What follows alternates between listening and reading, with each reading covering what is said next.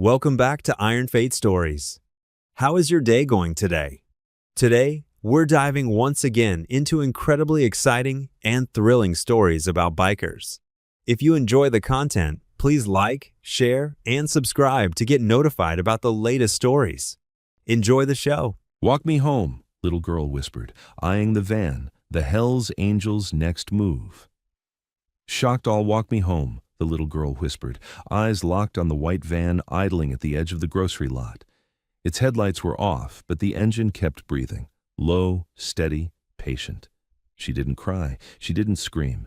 She just tightened her grip on the strap of her backpack like it was the last thing tethering her to daylight. Reed Graves Mallory looked down at her and felt his stomach go tight. A Hells Angels patch on his back had started bar fights for less than that look in her eyes. Fiction, disclaimer, fictional biker story for entertainment only. No violence/vigilantism promoted. Mature audience, discretion advised. The van's side door twitched, just a fraction, then went still again. Before we continue, tell us in the comments where you are watching this from. Break. Reed had come for motor oil and painkillers for his knee. Nothing else? He'd parked his battered Road King under the only working light, helmet still on, cash already in his hand. He'd been halfway to the entrance when the girl stepped out from between two SUVs like she'd been waiting for him specifically. Not a man, not help, him. She was maybe 8, too small for the winter jacket she wore, sleeves swallowing her hands, hair shoved under a knit hat, cheeks pink from cold, but the rest of her face was pale in a way that wasn't weather. "Your dad here?" Reed asked, keeping his voice flat. He'd learned that soft voices made kids attach, and attachment got people hurt. She shook her head once, quick, like she was afraid someone would see her answer. "Mom?" he tried. Her eyes flicked toward the store entrance, then back to the van. "She's inside. She's taking too long." That wasn't what her body said. Her body said she'd been alone for a while. Reed followed her stare.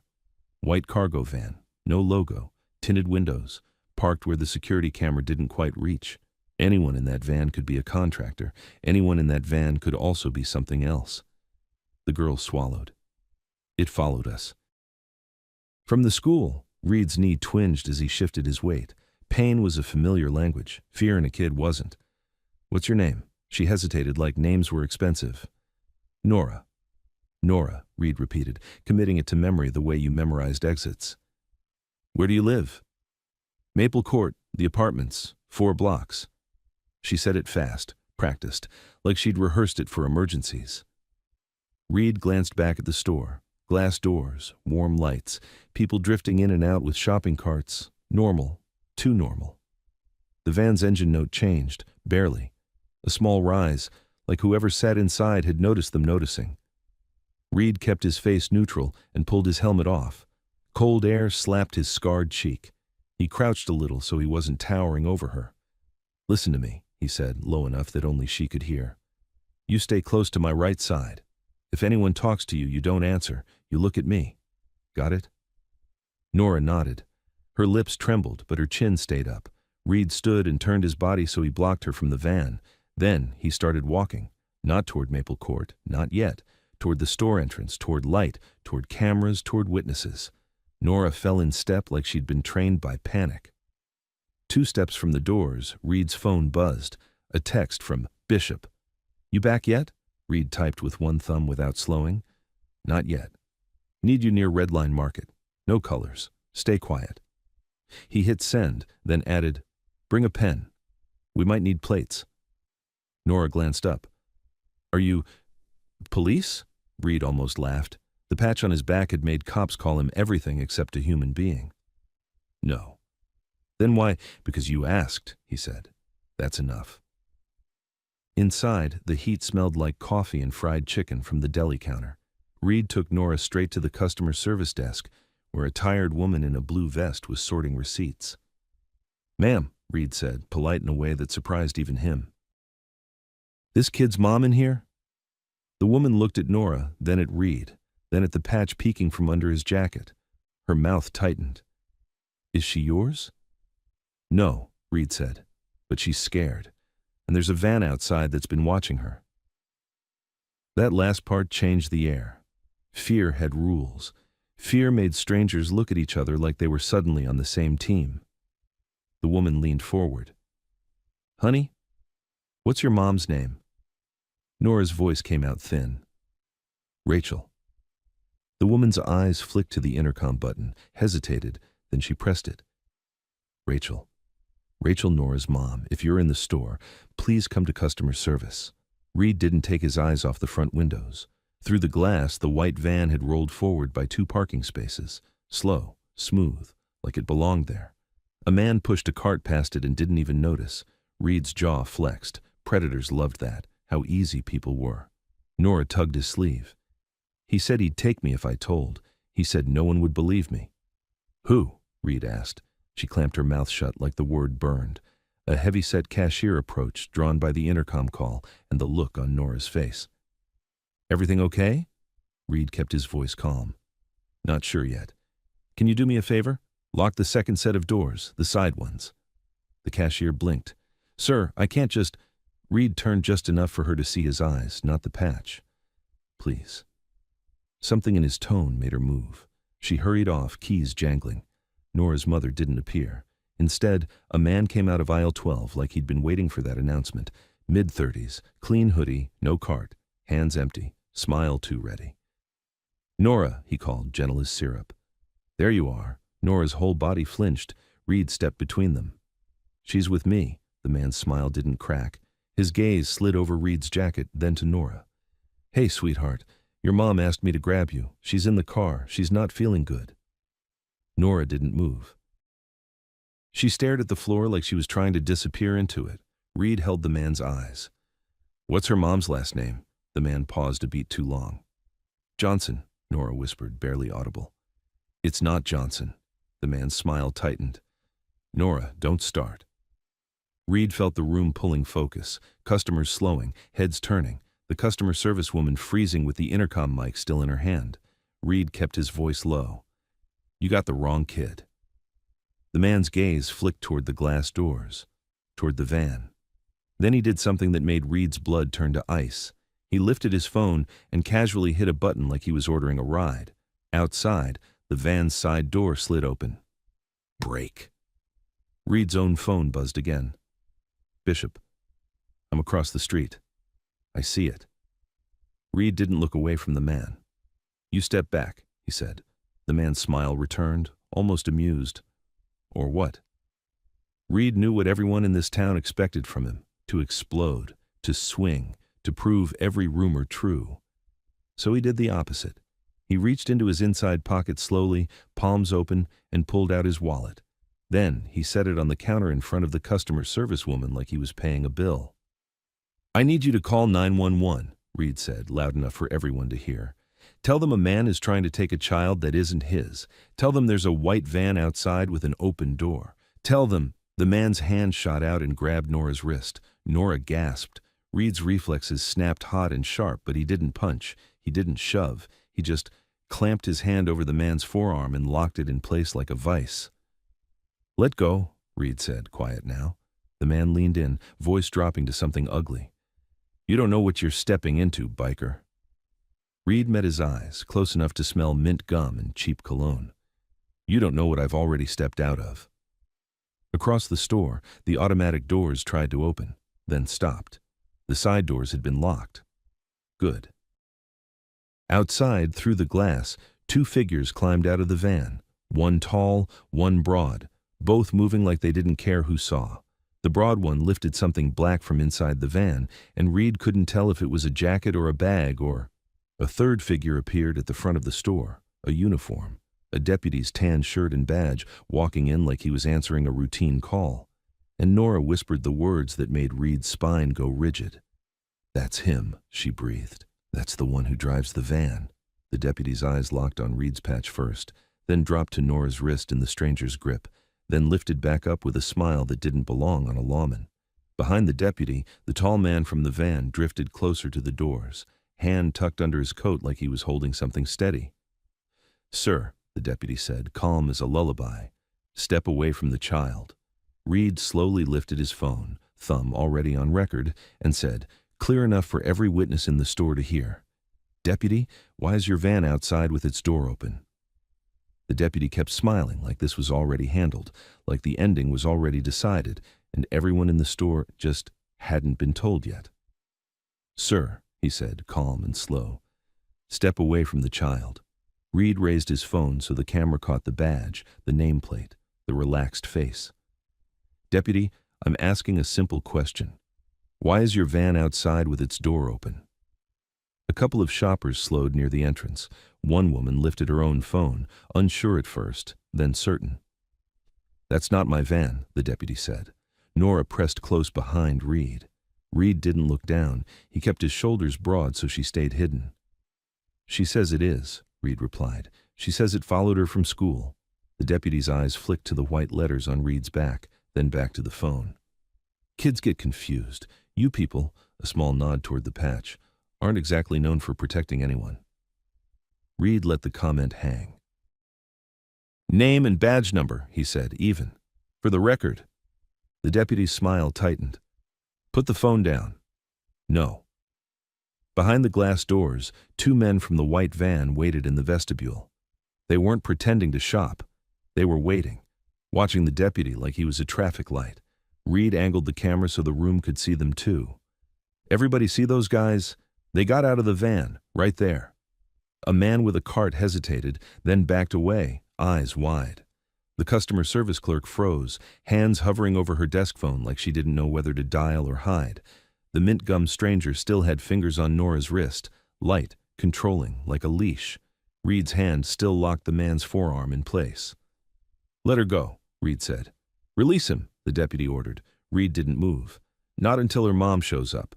The deputy stepped closer. "If you don't comply, you'll be arrested." "And if I do comply," Reed said, "you take her to that van?" The deputy's nostrils flared, a tiny crack. Then he smoothed it over. "You're interfering with an investigation." "What investigation?" Reed asked. "A kid asking to be walked home." The deputy's hand drifted toward his radio mic. "Dispatch," he said, voice casual. "I've got a hostile subject at Redline Market. Possible intoxication, refusing lawful orders." Reed turned his phone a fraction, catching the deputy's shoulder mic the way he was already writing the story. A woman near the front blurted, "He's not hurting her. Your guy's grabbing the kid." That one sentence changed the room. People stopped being shoppers and started being witnesses. More phones came up. A clerk at Register 3 leaned over to see, eyes narrowing. Reed kept his voice low, just for Norah. "Go behind the counter, right now. Stay there." Norah slipped out from behind his side, ducked through the swinging gate into the customer service area, and pressed herself to the wall behind the clerk. The mint-gum man's hand grabbed at empty air. The deputy seized on it instantly. "See? She ran from you." "She ran from him," Reed said, pointing the camera straight at the mint-gum man, "and she flinched when you walked in." The deputy's eyes snapped to Reed's phone again. His hand reached, not for Norah, but for the device. Reed twisted his wrist away. "Touch my phone and you're on video committing theft, deputy." The deputy's smile turned thin and mean. "You don't want to play that game." That's when the broad man from the van pushed inside the store. He moved straight toward customer service like he owned the space. No cart, no basket, no hesitation. A faded tattoo crawled up his neck. The tall man stayed in the vestibule, one hand under his coat, eyes fixed on Reed's waist like he was checking for a gun. Reed felt his mouth go dry. He didn't say the word gun. If he said it, the room would panic, and panic was how kids got grabbed. The broad man stopped at the counter and leaned in like he was talking to the clerk, but his eyes were on Norah. "Hey, sweetheart," he said softly. "Your mom's outside. Come on." Norah shook her head hard enough her hat slipped. Reed stepped between the man and the counter. "Back up." The broad man's gaze slid over Reed's patch. "You're really going to do this in front of all these people?" Reed kept filming. "It's already happening. Your van is outside. Your friend grabbed a kid. Now you're trying to finish it." The deputy took another step, positioning himself so Reed couldn't easily angle the camera at the vestibule. He was trying to control sight lines. Reed recognized it. Crowd control, but not for safety, for narrative. "Ma'am," Reed said to the customer service clerk, "call 911. The clerk's lips parted. The deputy cut in. "Don't. We're already here." Reed held the camera on the deputy's face. "Call anyway." The clerk's hand started shaking as she reached for the phone. The deputy snapped, "Ma'am, do not make this worse." Reed heard a small buzz in his pocket, another text. He didn't look. He knew who it was. Bishop. "Side doors locked. I'm on the front. Another unit might be coming." Reed didn't turn his head. He answered with one thumb, low at his side. "Keep it calm. Cameras, no hero stuff." He slid the phone back, kept filming with the other. The broad man tapped the counter twice, impatient. "Let's go, Norah. Don't make it hard." Nora's voice came out thin. "I don't know you." The deputy's posture tightened. He stepped to the little gate that led behind the counter and reached toward it like he could open it and end this. "Norah," the deputy said, tone syrup sweet, "come here. I'm going to take you somewhere safe." Norah recoiled like she'd been slapped. The clerk finally moved, jabbing the desk phone buttons with trembling fingers. The deputy leaned in, blocking her. "Hang up." "No," the clerk said, surprising herself. "I'm calling."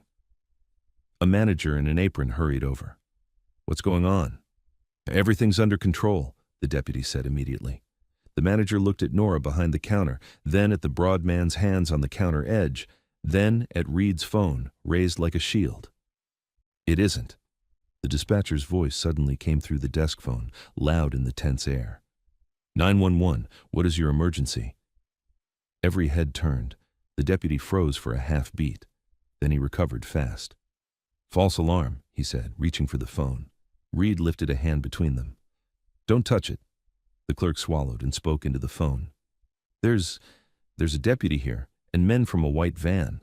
A man tried to grab a little girl. I think they're trying again." The dispatcher sharpened. "What is your location? Are there weapons? Is anyone injured?" Reed's eyes flicked to the tall man in the vestibule. Coat still closed, but his elbow angle told the truth. Hand on something heavy. Reed kept his voice steady for the call. "Possible weapon," he said. "2 male suspects. Deputy appears involved." The deputy's smile vanished. For the first time, he looked openly angry. Angry that Reed had spoken those words into a recorded line. "You're done," the deputy muttered, then raised his voice for the room. "Sir, you are under arrest for obstructing." He reached for Reed's arm like he was going to spin him and cuff him. Reed stepped back just enough to keep distance, not enough to look like he was fleeing.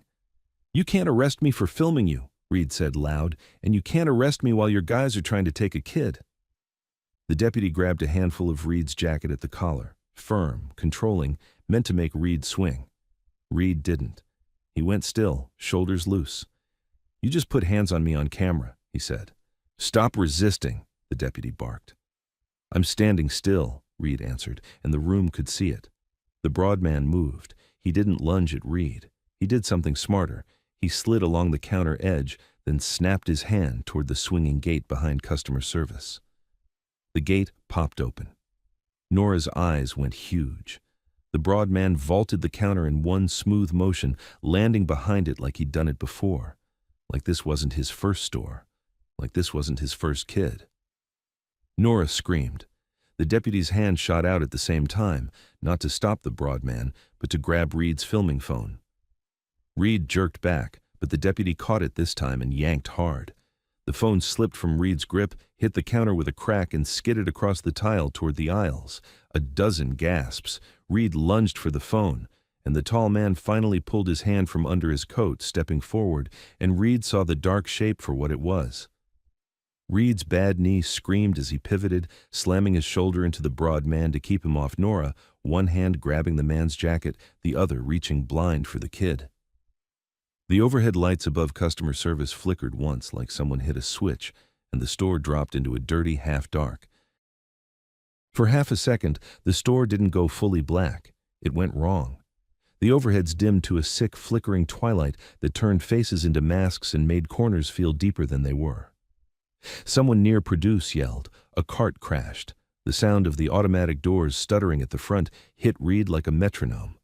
In that dirty half-dark, Reed's world narrowed to 2 things, Nora's breath and the broad man's weight. Reed drove his shoulder through the man's ribs, pinning him against the counter edge. The broad man grunted, tried to twist free, and Reed felt the guy's jacket bunch under his fist. Norah stumbled backward, trapped between the wall and the clerk's spinning chair. "Down!" Reed snapped to her. Norah dropped, small hands over her head like she'd practiced it. The deputy's silhouette moved at Reed's left, too close, too confident. Reed caught the flash of the deputy's sleeve patch, the dark outline of his forearm as he reached again toward the phone that had slid away. The phone. Reed saw it on the tile, screen still lit, camera facing up at the ceiling like a dead eye. If that footage died, the deputy owned the story. Reed kicked the phone toward himself without looking, heel scraping tile, and felt it bump his boot. He hooked it with his toe, drew it back behind the customer service counter. The broad man saw the motion and went for it, not for Norah. That told Reed everything. Evidence mattered more than the child now. The tall man from the vestibule stepped inside fully, and in the broken light, Reed saw what he'd been holding. Not a jacket, not a bag. Something with a squared grip and a long, dark line under his coat. The angle of his elbow didn't lie. Reed didn't say, "a gun." He didn't give the room permission to panic. He just barked. Everyone moved back. Get away from customer service. People scattered anyway, instinct overriding words. A woman grabbed her kid's hand and yanked him behind a display of cereal. Somebody dropped a gallon of milk that exploded white across the tile, making the floor slick and dangerous. The deputy's voice cut through it, sharp and performative. "Sir, step away from the child. Stop resisting." Reed didn't answer. He shifted his stance, protecting Norah's space with his body while keeping his eyes on the tall man's right hand. The broad man snapped a fist up at Reed's face. Reed took it on the cheekbone, hard enough to spark lights behind his eyes, but he stayed on his feet. Pain was familiar. Fear wasn't. He used the sting as fuel, grabbed the man's wrist and slammed it down on the counter edge. The broad man yelped, fingers loosening. Reed leaned in, low and brutal. "Touch her again, and I'll break you." The broad man bared his teeth. "You won't. Not with cameras." Reed's mouth curled. "You think cameras make me gentle?" The deputy took advantage of Reed's focus and lunged behind the counter through the gate, reaching for Norah like he was going to rescue her. Norah shrank away, pressing into the wall so tight her jacket crinkled. Reed moved fast, faster than his knee wanted to allow. He grabbed the deputy's belt line and yanked him backward, away from the child, dragging him into the narrow space behind the counter. The deputy stumbled, caught himself, then swung an elbow into Reed's ribs, not like a cop restraining someone, but like a man settling a personal problem. "You're dead in this county," the deputy hissed, voice finally dropping its mask. Reed shoved him back. "Not today." The desk phone was still off the hook, the dispatcher still there, asking questions Reed could barely hear through the noise. The clerk, white-faced, kept repeating the address like a prayer. Then, the store's emergency lights kicked in.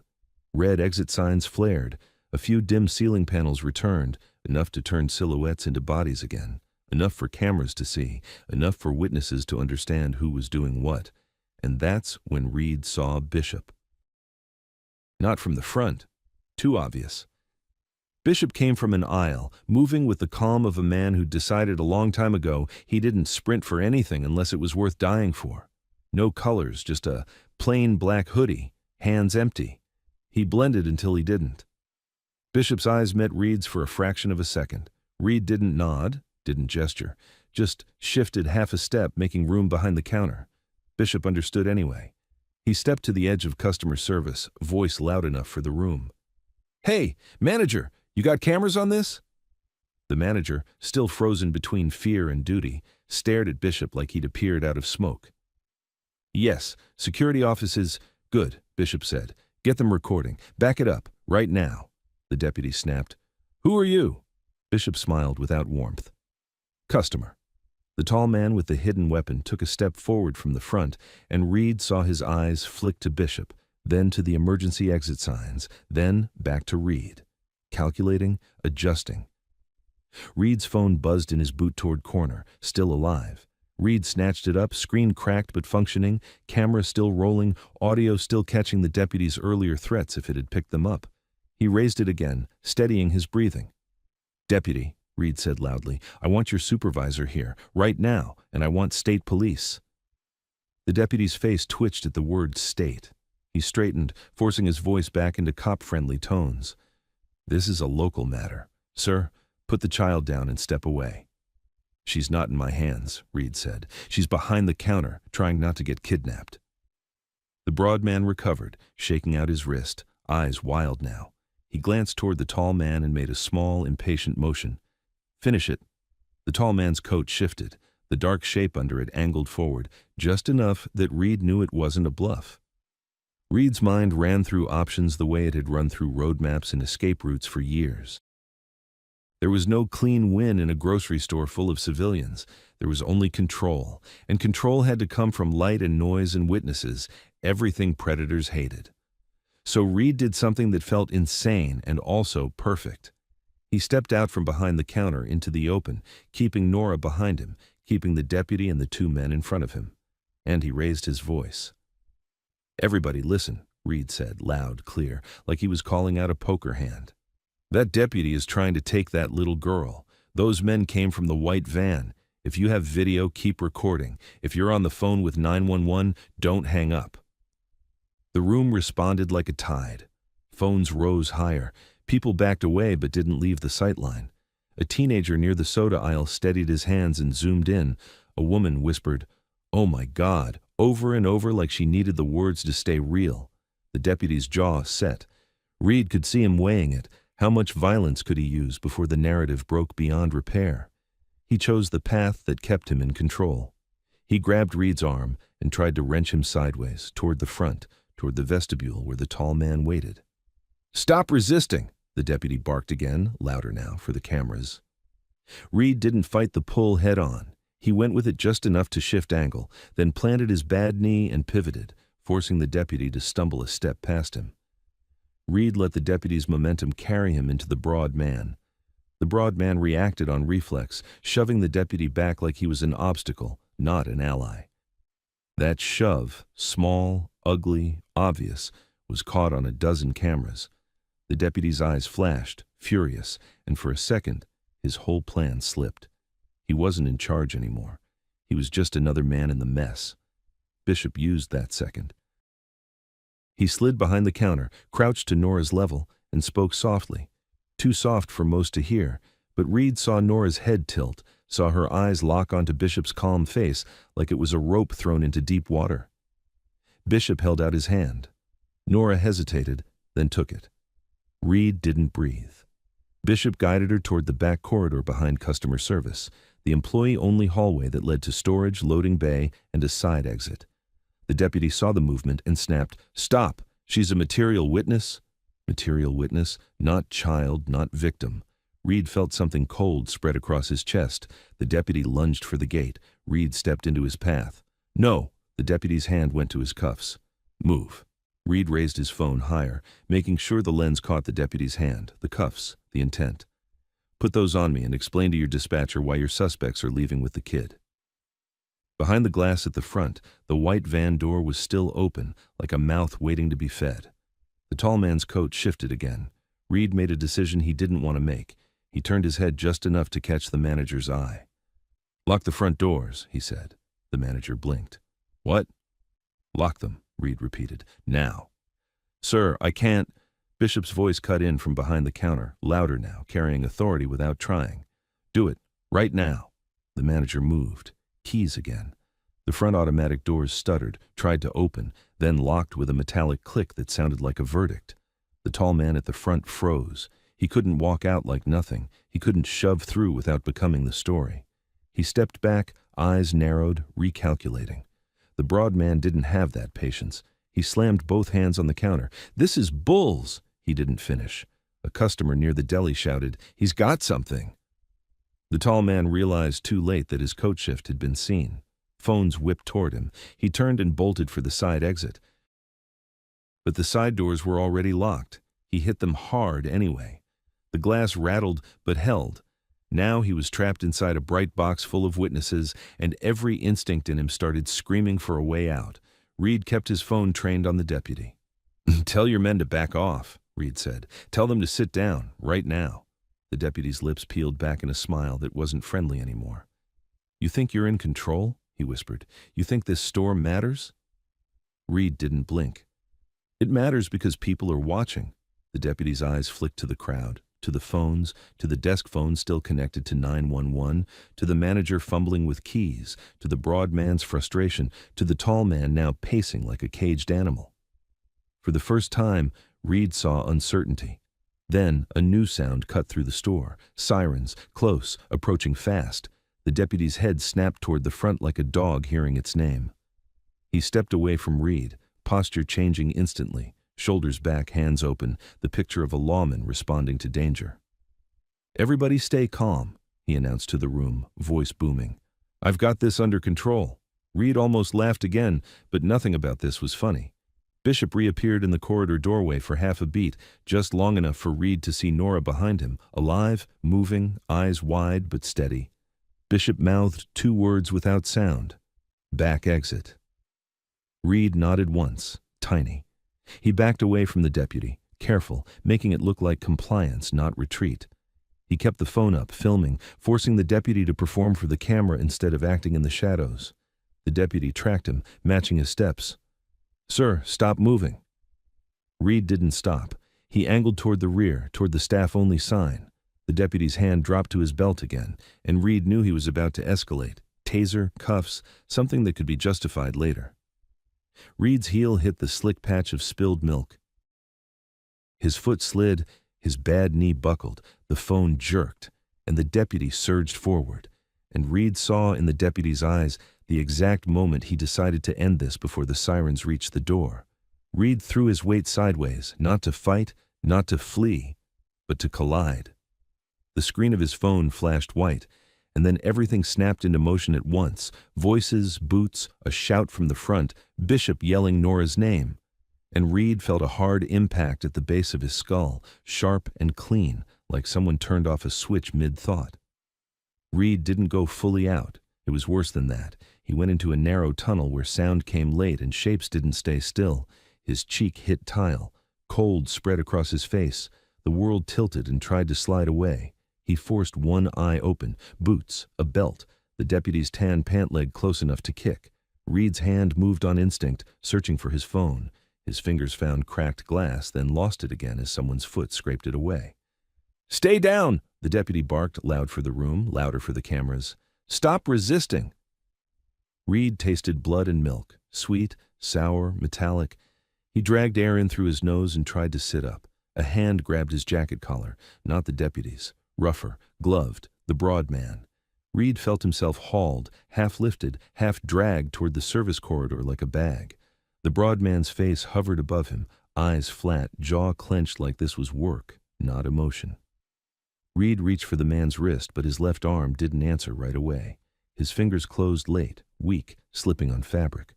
The broad man leaned close, lips barely moving. "You should have bought oil and gone home." Reed tried to speak, but his mouth was thick. He got out one word. "Kid." The broad man's eyes flicked toward the back corridor door, employee only, then back to Reed.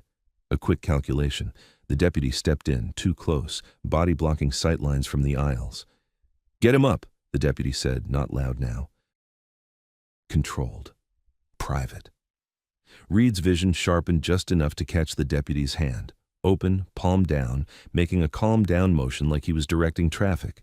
The deputy wasn't trying to arrest Reed anymore. He was trying to remove him. Reed's spine chilled. He planted his heel on the tile and tried to anchor himself. Pain shot through his knee like hot wire. He nearly blacked again. A woman screamed somewhere near the deli. "They're taking him!" a man shouted. "That's not protocol!" Phones were still up. Not enough were pointed back here. The deputy turned his head toward the crowd, voice flipping back to performance. "Back up! This man assaulted a minor and is refusing lawful orders." Reed wanted to laugh, but it came out as a cough. Assaulted a minor. Norah's terrified face flashed in his mind, and the tunnel narrowed again. Then, sirens.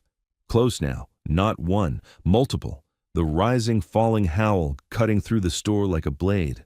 The deputy's jaw tightened. For the first time, he looked rushed. He snapped at the broad man, low. "Move!"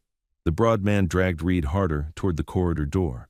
Reed's fingers found something at his waist, his belt buckle, his jacket hem, the edge of his own pocket.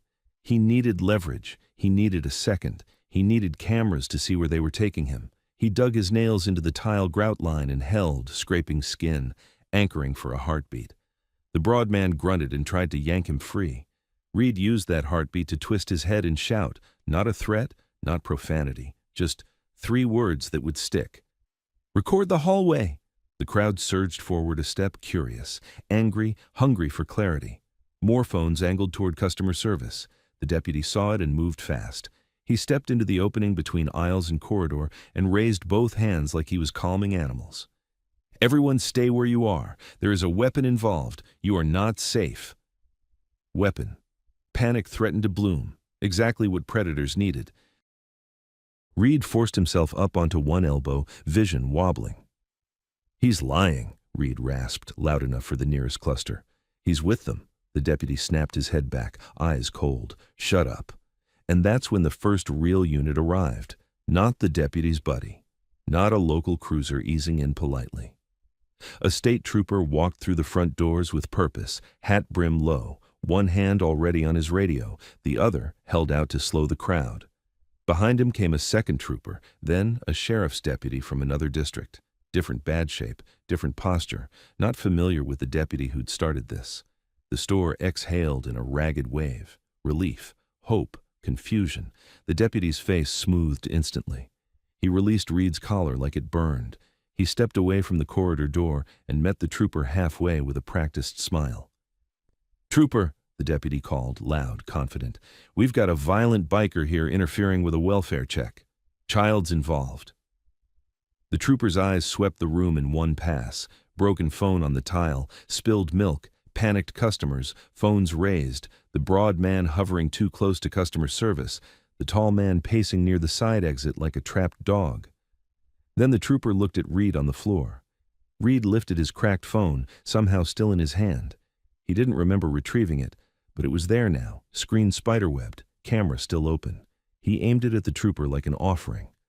"She's the victim," Reed said. "Van, 2 men, he's involved." The deputy cut in fast. "He's intoxicated. He assaulted a store employee. We need to secure him." The trooper didn't respond right away. He looked past Reed toward customer service. "Where's the child?" The deputy's eyes flicked, tiny, fast, toward the corridor.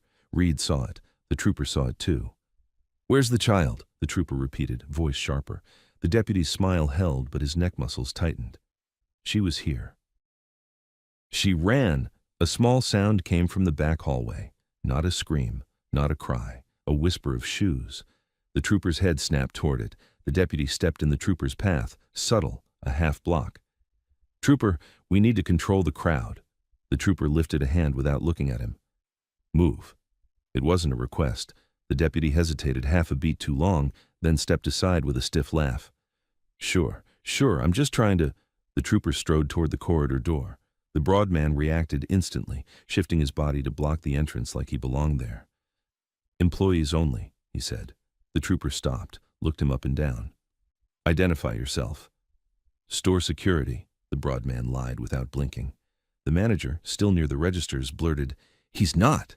I don't know him." The broad man's head turned a fraction toward the manager, a look that said, "Remember where you live." The trooper stepped closer to the broad man, voice low and deadly calm. "Step away from the door." The broad man didn't move.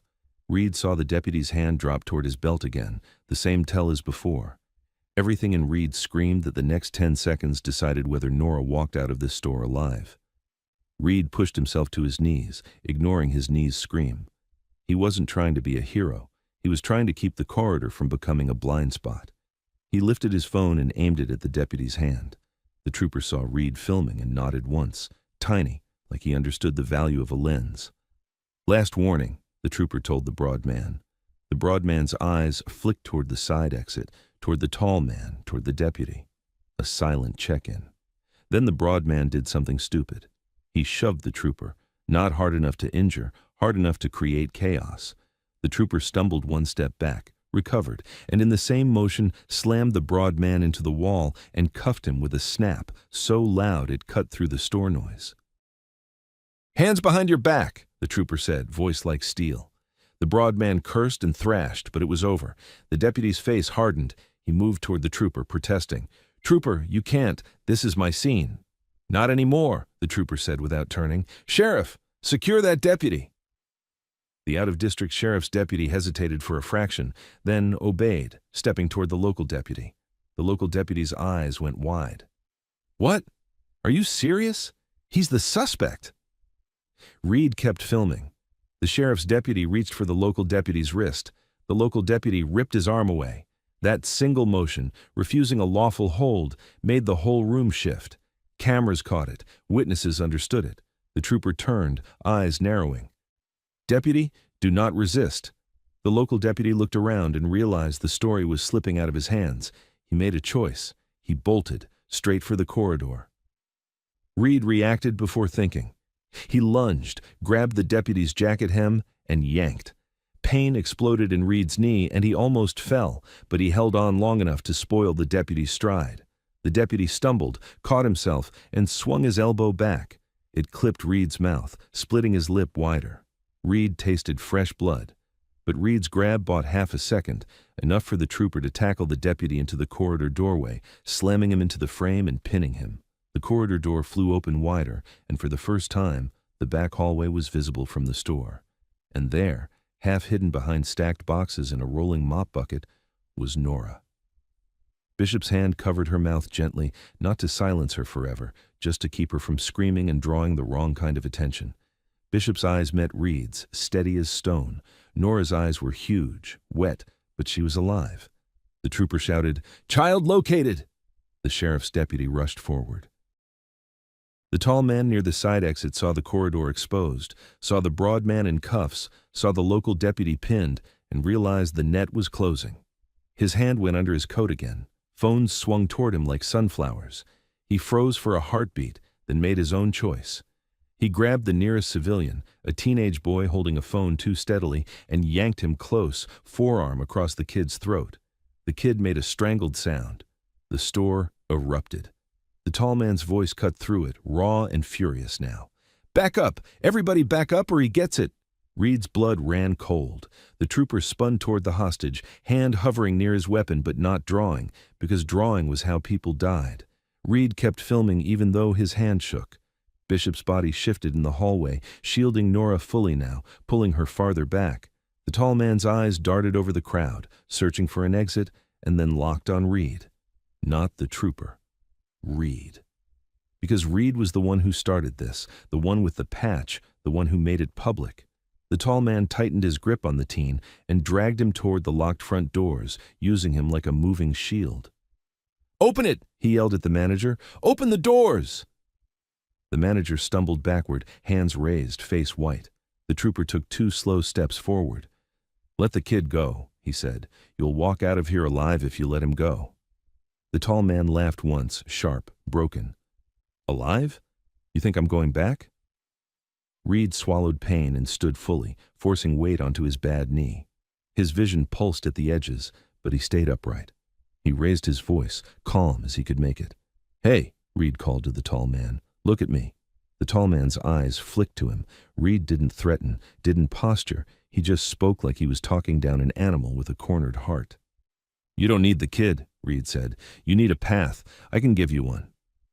The trooper's head snapped toward Reed like he was about to shut him down. But Reed didn't stop. He tilted his head toward the employee side corridor. "There's a back exit," Reed said. "Loading bay. No crowd. You let him go, you walk that way, nobody touches you." The tall man's nostrils flared. "You're lying." Reed lifted his phone slightly, showing the camera, showing the live reality of witnesses. "I'm not," Reed said. "You can see it. That hallway leads out." The tall man's grip on the teen loosened just a fraction as his eyes flicked toward the corridor. The trooper's jaw tightened. He understood what Reed was doing, giving the man a direction that could be controlled. A funnel. Bishop in the hallway shifted again, quiet, precise, moving Norah deeper into the employee area, away from the corridor line. The tall man dragged the teen 1 step toward the corridor, then 2 steps. Reed backed up, hands open, phone still recording, acting like a guide, not a threat. The trooper followed at an angle, not close enough to force the tall man's hand, not far enough to lose control. The tall man's eyes stayed locked on Reed. "If this is a setup," he whispered, voice shaking with adrenaline, "I swear." "I know," Reed said. "Just breathe. Let the kid go." They reached the corridor entrance. For a second, the tall man hesitated, because hallways were where ambushes happened, where cameras didn't reach, where stories got rewritten. Reed saw the fear behind the violence. He spoke softer now. "Not here," Reed said, nodding toward the open store behind them, the witnesses, the phones. "Out there, everybody sees. In here, nobody does. Keep it public." The tall man swallowed, and then, without warning, he shoved the teenage boy forward hard, sending him stumbling toward the trooper. The trooper grabbed the kid, yanked him back, and in that instant the tall man lunged into the corridor, trying to disappear into the employee maze. Reed moved after him on pure reflex, knee screaming, head throbbing, phone held up like a lantern. He didn't chase to fight. He chased because Norah was back there, and if the tall man reached her before the trooper did, none of the cameras in the world would matter. The corridor swallowed sound. One step past the customer service doorway, and the store noise died behind Reed like someone shut a lid. The air changed too. Cold concrete, bleach, wet cardboard. Emergency lighting turned everything a bruised yellow. The hall was narrow, cluttered with stacked cases of soda and a leaning pallet jack that made the passage tighter. Reed limped forward anyway, phone up, camera rolling, breath loud in his own ears. Ahead, boots, fast. The tall man was moving with purpose now. No more hostage, no more bluff. Just distance. Just escape. "Trooper!" someone shouted behind him, but the words stretched and warped down the hall. Reed rounded the first bend and saw Bishop at the far end, half blocking a doorway, one hand still on Norah's shoulder. Norah's face was turned toward the hallway, eyes wide, watching Reed like she was afraid he'd vanish. "Go!" Reed snapped, not at Bishop, at the air, at the situation. "Take her deeper, now!" Bishop didn't argue. He guided Norah through the doorway into a stockroom, then swung the door almost closed, leaving it cracked a finger's width so he could see out. Reed kept moving. The tall man hit a second bend and disappeared. Reed's knee buckled, caught, held. Pain flashed bright. He forced himself steady and listened. There, a metallic rattle, loading bay. Reed followed it. The corridor widened into a receiving area with two overhead roll-up doors and a side exit marked "Emergency Only." Pallets lined the walls. A forklift sat dead in the corner like an animal asleep. The smell of diesel clung to the air. The tall man stood at the emergency exit with his shoulder pressed into it, trying to force it open. It didn't budge. Alarm system locked, deadbolt engaged. He turned when he heard Reed. For the first time, Reed saw his face clearly under the flickering light. Late 20s, early 30s, hollow cheeks, a fresh bruise blooming near his temple. His eyes were frantic, but not stupid. They kept tracking Reed's hands. The dark shape under his coat was visible now, the outline unmistakable. "Stop," the man said, voice trembling with adrenaline. "Stay right there." Reed stopped. He kept the phone up, not as a weapon, as a mirror. "The trooper's coming," Reed said. "You don't want to be in a closed room when he arrives." "You set me up," the man hissed. "No," Reed said. "You set yourself up when you walked into a grocery store to take a kid." The man's lips peeled back. "You don't get to talk about kids." Reed's eyes narrowed. "Then why her? Why Norah?" The man flinched, just a flicker. "I don't know what you're talking about." Reed took one slow step sideways, keeping distance, keeping angles open. "You do. You came from that van. You grabbed a stranger's kid like it was normal. That doesn't happen unless someone told you she mattered." The man's breathing got rougher. "Shut up." Reed kept his voice level. "What did she see?" The man's gaze darted for an instant toward the roll-up doors, toward the darkness beyond them, like his mind was already on a route, like he'd done routes before. Reed caught it. "Warehouse," Reed said quietly. "Near the river." The man froze. That was the answer. Reed felt his stomach drop. "She recorded something." The man's hand tightened under his coat. "If she recorded something she shouldn't have." Reed held his ground. "She's 8. The man's eyes flicked, pained, and for a split second, Reed saw something almost human, something like regret or resentment at the job itself. Then it hardened again. "I'm not going back," he said. Behind Reed, footsteps pounded down the corridor, multiple sets. Commands echoed, sharper now. "State police, show me your hands," the trooper's voice. Reed didn't turn his head. He didn't want to break eye contact and trigger a bad move. "Listen to me," Reed said to the tall man. "You can still choose how this ends." The man laughed, brittle. Ends? For who? For you, Reed said. For that kid. For everyone outside those doors. The man's eyes snapped up. You think they'll protect her? Reed blinked once. Not if the wrong people get to her first. That landed. The man's jaw trembled. His gaze slid to Reed's phone, still recording. Turn it off. Reed shook his head. No. The man's voice rose. Turn it off. Reed didn't budge. Cameras are the only reason you haven't done something stupid in that hallway. The man's breathing hitched. He looked past Reed for a fraction, toward the corridor, then back. The trooper's footsteps got closer. A radio crackled, orders overlapping. The tall man made his move, not toward Reed, toward the nearest pallet stack. He yanked a cardboard box down and threw it, hard, straight at Reed's face. Reed lifted his forearm, the box exploding open, cheap plastic packages bursting across the floor like a scatter of teeth. And in the same instant, the tall man sprinted across the loading bay toward the roll-up door controls, slamming his palm against the button. The motor whined. The door shuddered, started to rise, slow, agonizingly slow. Reed's knee screamed as he lunged after him, slipping on plastic packaging. The tall man reached under his coat and Reed saw the weapon come out, black, compact, real. Reed's blood iced. The trooper shouted from the corridor entrance, "Drop it!" The tall man swung the weapon not at the trooper, at Reed. Because Reed was closest. Because Reed was the variable. Reed didn't try to wrestle the gun. He grabbed the only thing between them, the heavy pallet jack handle. He yanked it up like a bar, swinging it sideways. Metal hit forearm. The tall man cried out, weapon clattering to the concrete. For one heartbeat, everything stopped. Then the trooper surged in, weapon drawn, voice thunder. Hands! Hands! The tall man scrambled for the gun. Reed moved on instinct, stomping the gun away, sending it skittering under the forklift. The tall man's eyes went wild. He turned and bolted toward the rising roll-up door. It was only waist-high now. He dropped to his stomach and began to wriggle under it like a rat under a fence. The trooper took 2 quick steps forward, aiming low, voice fierce. Stop! Reed saw the trooper's finger tightening. A shot in here would ricochet. It would hit anything. Metal, concrete, flesh. Reed yelled, Don't! The trooper hesitated, just a fraction. The tall man got halfway through. And then Bishop appeared at the corridor entrance behind the trooper, face pale, voice urgent. Reed! Bishop shouted. Norah's mom, Rachel. She's not in the store. She never was. Reed's chest went tight. What? Bishop held up a cheap phone, small, cracked, childlike. Norah had this. There's a video. It's bad. And there's a name on it. The tall man froze mid-wriggle under the door like the words had hit him physically. He turned his head back toward them, eyes wide. What name? Reed demanded, already knowing the answer he didn't want. Bishop swallowed. The deputy. The tall man's face twisted into something between fury and fear. You don't understand, he said, voice ragged. If that gets out, I'm dead either way. The roll-up door kept rising. The gap widened. Escape was right there.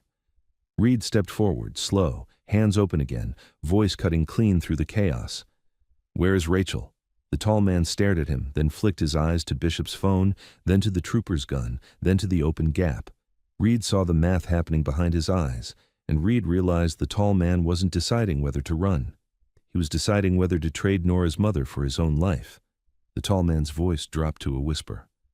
Black River Waste. Behind the old scale house. Reed's stomach dropped. Bishop went still. The trooper's eyes narrowed. What is that? A transfer point, Reed said, already hearing the word warehouse again, already seeing the river. The tall man licked blood from his lip. You want her alive?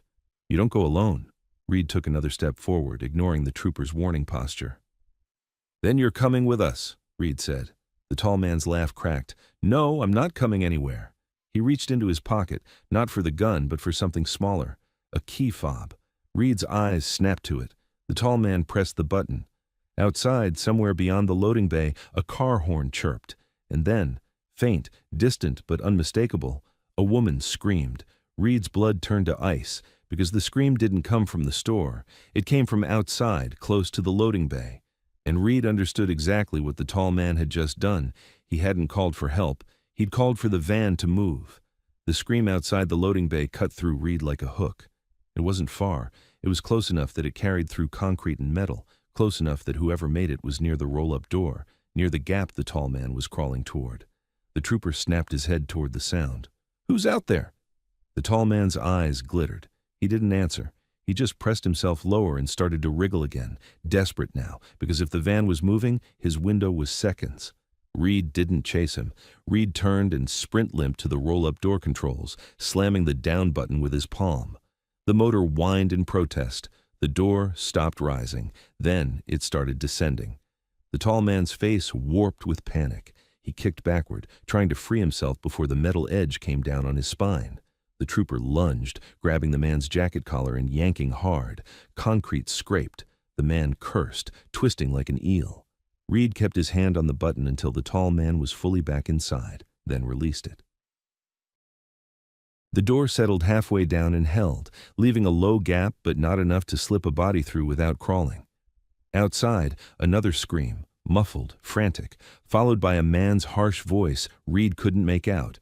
Bishop swore under his breath. "That's her! That's Rachel!" Reed's mouth went dry. "Trooper, I hear it!" The trooper snapped, already moving. He pointed at Reed without looking. "You, stay back." Reed didn't argue. He just said, "If she's out there, they're using the loading bay because it's blind." The trooper barked into his radio as he ran. "Units, I've got a female screaming near Red Line Market loading bay. Possible hostage. Move to rear access now." The tall man thrashed once more, then went limp, breathing hard, eyes darting between all of them like a trapped animal. "You did this," Reed said low. The tall man spat blood. "I didn't. You hit a button," Reed cut in. "You moved the pieces." The trooper shoved the tall man against the wall and cuffed him hard. "You're going to tell me exactly who's outside and where the woman is." The tall man's eyes flicked to Bishop's hand, still holding Norah's phone. His throat bobbed. "If I talk, I'm dead." The trooper leaned closer, voice like gravel. "If you don't, she might be." That landed.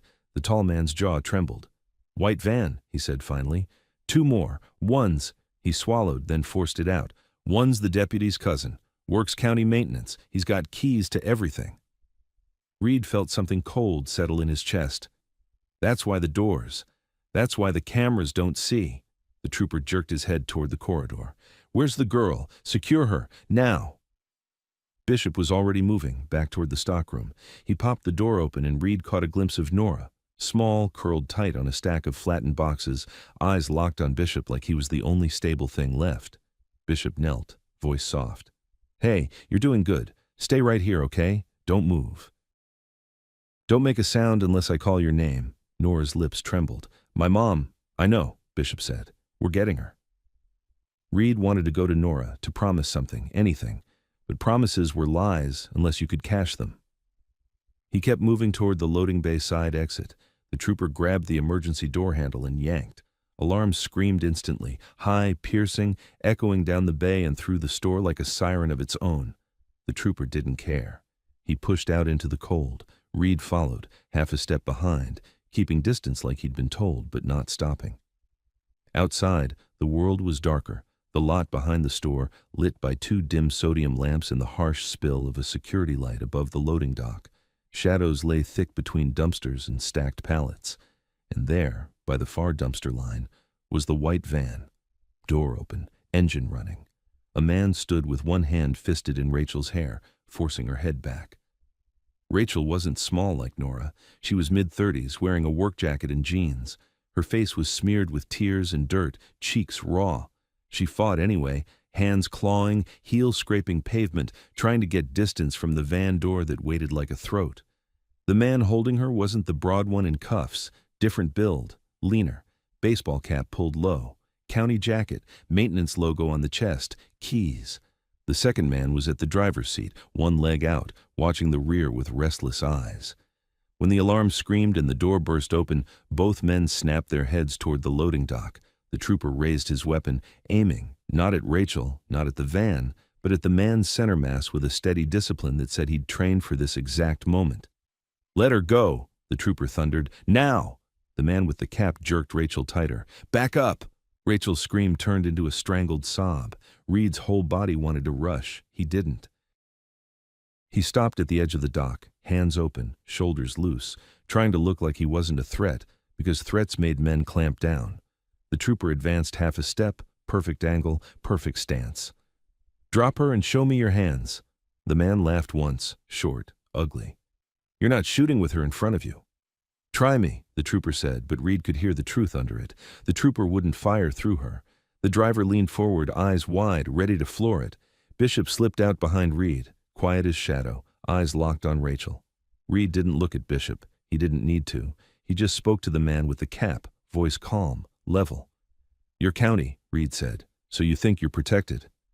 The man's eyes narrowed. "Shut up." "You think no one touches you because your cousin's got a badge," Reed continued, letting the words land like pebbles building a pile. "But he's inside in cuffs now." The man's grip on Rachel faltered for a fraction. Rachel used it. She slammed her heel down hard on the man's foot. He yelped and loosened. The driver shouted, "Get in, now!" The man with the cap panicked and did the worst thing. He shoved Rachel forward, hard, trying to throw her as a distraction. Rachel stumbled, arms windmilling, and for a second, she was between the trooper and the van, off balance, exposed. The trooper flinched, shifting his aim to lurched forward. The driver seized the moment and slammed the van. He didn't think. He dove off the dock, grabbed Rachel by the jacket sleeve, and yanked with everything his bad knee could give.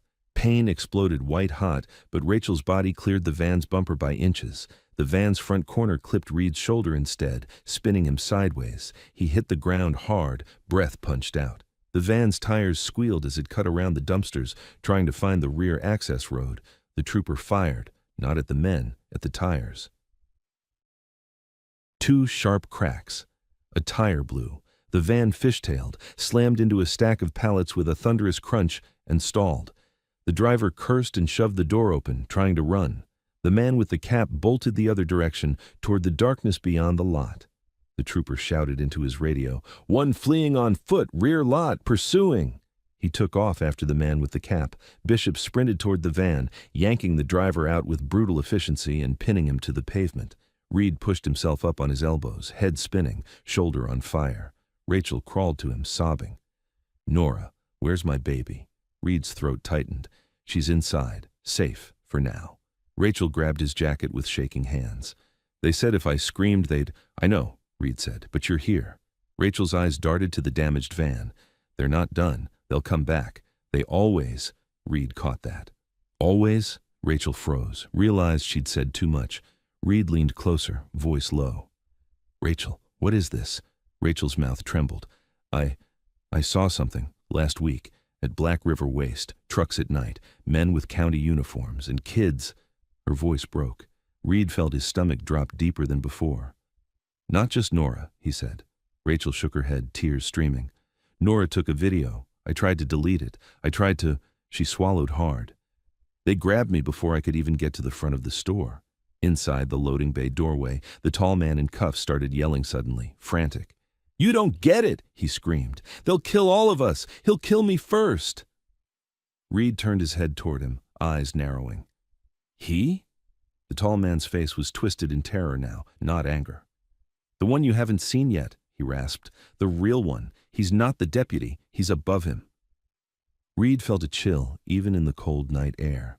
Rachel whispered, barely audible, like naming a ghost. "Councilman Harlan." Bishop looked up sharply from the driver he had pinned.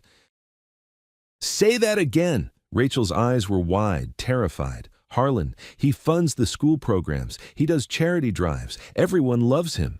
Reed stared at the wrecked van, at the open door, at the darkness beyond the lot where the man with the keys had fled, and he understood the shape of it.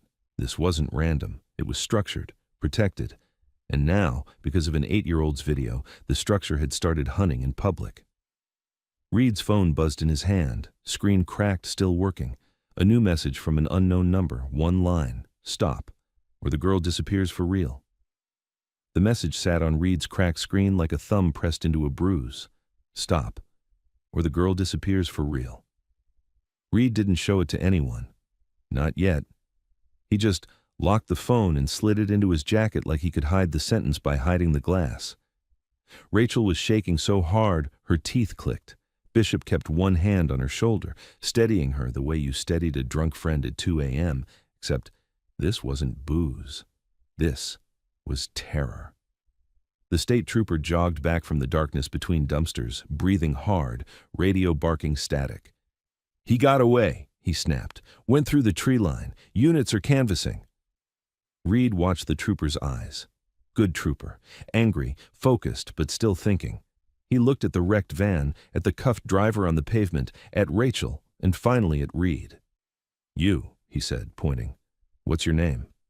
"Reed Mallory." "Mallory," the trooper repeated like he was pinning it to a form. "You're bleeding. Sit down." Reed ignored it. "Where's your supervisor?" "En route," the trooper said. "State sergeant's coming. So are county units." Reed's gut tightened at the word county. Rachel gripped Reed's sleeve with both hands like she'd drown without it. "Please," she whispered, "please don't let them take her. They'll tell everyone you did this. They'll—" Reed looked at her, really looked. "Rachel, where do you work?" "I don't," she choked out. "Not anymore. I quit 2 months ago. I was cleaning offices at the county building at night. I saw paperwork, names, a schedule." Bishop's eyes narrowed. "What schedule?" Rachel swallowed hard. "Pick-up windows, like bus routes, but not buses." Reed felt cold spread up his spine. "Black River Waste," Rachel nodded, tears spilling. "They called it transfer, like it was shipping." The trooper listened, face hardening. "You have proof?" Bishop held up Norah's cheap phone. "Video, and it shows the deputy's face. Clear." The trooper's jaw tightened. "Good. That goes straight to my sergeant." Reed's mind stayed on the message in his pocket. "Stop, or the girl disappears for real." He looked back at the loading bay door. The store alarm still screamed, a relentless, high-pitched howl. Beyond it, inside, Norah was somewhere in a stockroom, hidden behind boxes, trusting strangers because she didn't have another option.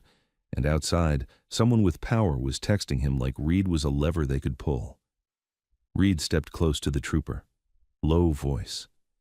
"You need to treat county as compromised."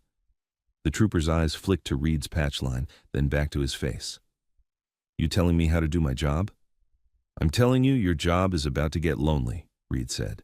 "If county shows up first, they'll secure the child. They'll separate witnesses. They'll lose the phone, and they'll write the report." The trooper's expression didn't change, but something sharpened behind his eyes. "You think you're the first guy to tell me locals can be dirty?" Reed didn't answer. Instead, he pulled out his own phone, unlocked it, and held it at his thigh, screen angled so only the trooper could see. "Stop, or the girl disappears for real." The trooper's lips flattened. "Who sent that?" "Unknown number," Reed said, "but it's not a prank." The trooper stared at it 1 second longer than necessary, then looked up. "Get that to me," he said. "Now." Reed shook his head once. "Not yet," the trooper's eyes flashed. "Mallory, you put that in a report and it becomes leverage," Reed said. "I'm not giving them a clean line to Norah through your paperwork."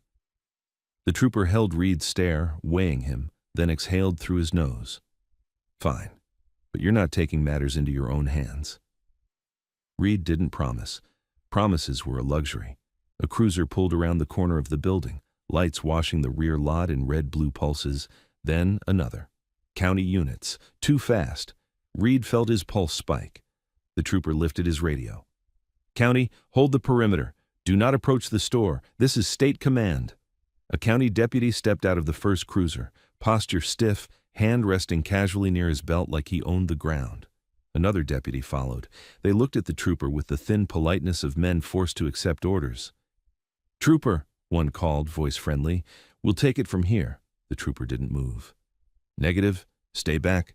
The county deputy's eyes slid over Reed, over Bishop, over Rachel. "We've got a child inside. We need to get her to a safe location." Reed's jaw clenched. Safe location meant a place with no cameras. The trooper answered before Reed could. "Child stays where she is until state sergeant arrives." The county deputy smiled. "Appreciate it, but you're in our jurisdiction." The trooper stepped closer, letting the lights catch his badge and hat brim. "Not tonight." The county deputy's smile thinned. "You sure you want to make enemies in Black River?" Reed watched the exchange like a man watching two knives decide which way to fall. Rachel shrank behind Bishop. Then the state sergeant arrived in a dark SUV, stepping out with a hard face and a clipboard already in hand. Older, heavier, eyes that had seen too much and still worked anyway. The trooper moved to meet him, talking fast, gesturing toward the wrecked van, the suspects, the open loading bay door. The sergeant listened, eyes jumping from detail to detail like a scanner. Reed kept his distance. He wasn't law enforcement. He wasn't family. He was a complication. But complications sometimes held the only leverage. The sergeant approached Reed. "Mallory." Reed didn't flinch. "Sergeant." "You got involved, why?" the sergeant asked. Reed's answer was simple. "Because she asked." The sergeant studied his face, then looked at Rachel. "Ma'am, is your child inside?" Rachel nodded, barely breathing. "You have video evidence?" the sergeant asked. Bishop held up Norah's phone. "Yes." The sergeant took it carefully, like it was a live wire. "Good. This goes into a sealed state evidence bag now. Not county, not local. State." The county deputy took one step forward. "Sergeant, with respect." The sergeant held up a hand without looking. "Back. Up." The county deputy stopped, but his eyes stayed on the phone. Reed recognized the look. "Want." The sergeant turned to the trooper. "Get the suspects into separate vehicles. No talking, no contact. And I want every witness name in this lot written down, every phone number, every body cam." The trooper nodded. "Yes, sir." The sergeant turned back to Rachel. "We're going to retrieve your child. Then we're going to relocate you both temporarily." Rachel's shoulders sagged with relief so sudden she almost collapsed. Reed felt none of it. Because the message in his pocket didn't say, "Stop the video." It said the girl disappears for real, meaning they could still reach her even after tonight, meaning this wasn't just about the deputy. This was about the network behind him. Reed stepped in closer to the sergeant, voice low. "Sergeant, you put her in a county-run safe place. She won't make it to morning." The sergeant's eyes narrowed. "You threatening me, Mallory?" "No," Reed said. "I'm warning you. This isn't a lone bad deputy. This is infrastructure, keys, paperwork, people with charity awards." The sergeant held Reed's stare. Then, to Reed's surprise, he asked one question. "Name." Reed didn't answer immediately. Saying it out loud made it more real. Rachel answered for him, voice trembling. "Councilman Harlan." The sergeant's face didn't change, but the air around him did. Like a door inside his head closed. He nodded once. "Okay." That one word wasn't comfort. It was gravity. They moved fast after that. Troopers and the sergeant went into the store through the loading bay. The alarm screamed past them. Reed followed until the sergeant stopped him with a palm to the chest. "You stay out here," the sergeant said. "You're not law enforcement." Reed didn't argue. He just watched the doorway like he could see through concrete. Bishop stayed with Rachel, keeping her behind the line of state vehicles, away from county eyes. The county deputies stood off to the side, talking into radios, faces tight, smiles gone. Minutes passed like hours. Then, the loading bay door swung open, and Norah appeared, wrapped in a state trooper's jacket. Her hat was gone, her hair stuck to her forehead. She looked smaller in the open air, like the night could swallow her if it wanted. Rachel made a sound that wasn't a word and ran to her. She dropped to her knees and held Norah so tight the kid squeaked, then clung back like she'd been holding her breath for a week. Reed felt something loosen in his chest. Not relief. Something more dangerous. Attachment. The sergeant approached with the evidence phone bagged and sealed. "We're relocating them," he said. "State safe house." The county deputy's head snapped up.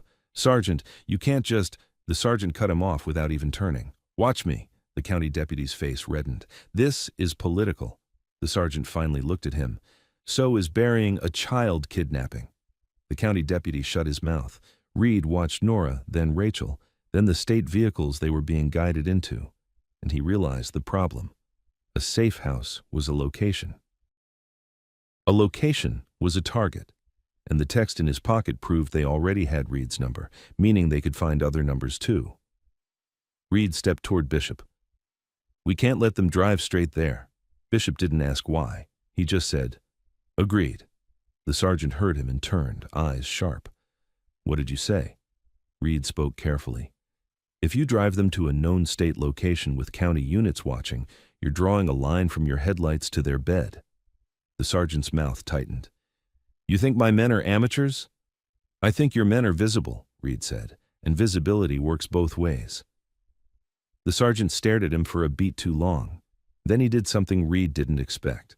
He pulled Reed aside, away from the cluster of county deputies, and lowered his voice. "You got a better plan?" Reed's answer came fast because he'd been building it in his head since the grocery lot. "Diversion. 2 decoy routes, switch vehicles twice, take her phone and your sealed evidence separately, and don't bring county within 3 miles of the final stop." The sergeant's eyes narrowed. "You're awfully comfortable planning this." Reed met his stare. "Because I've spent my life avoiding people who want to own you." The sergeant didn't like it, but he understood it. "Fine," he said. "Trooper." The trooper jogged over. The sergeant gave rapid orders: 2 SUVs, 1 unmarked sedan, different exits, staggered departures, radio silence. The county deputies watched, confused, irritated. They tried to read the plan and couldn't. Good. Rachel and Norah were placed into the unmarked sedan, curtains pulled.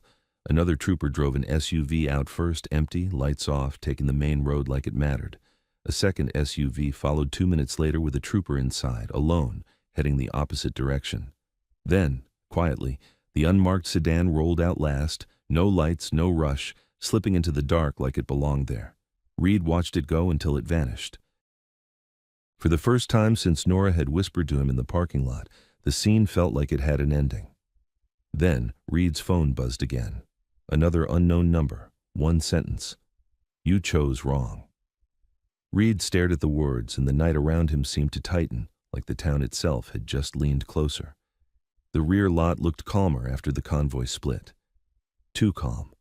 Like a stage after the actors leave, props still there, lights still on, but the air remembers what happened.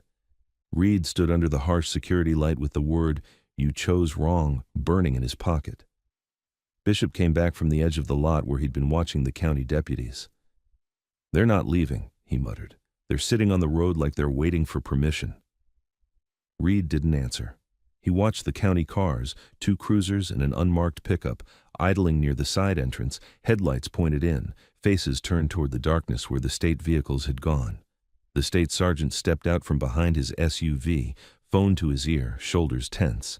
He wasn't calling dispatch. He was calling someone higher. Reed could tell by the way he listened. A minute later, the sergeant ended the call and walked straight to Reed. "We've got a problem." Reed didn't pretend surprise. "Say it." The sergeant's mouth tightened. "County DA just called me. He wants the suspects transferred to county custody tonight." Bishop let out a slow, disbelieving breath. "That fast?" The sergeant's eyes stayed on Reed. "He used the word jurisdiction about 10 times. Reed nodded once. "And he'll use the word lost when the evidence disappears." The sergeant's jaw flexed. "I'm not handing them over." "Then they'll come for you," Reed said. "Not with a gun, with paper." The sergeant glanced toward the county units. "They're already writing it." Reed felt his phone buzz again. A third message, same unknown number, last chance. Bring the phone, alone. Reed's throat went tight.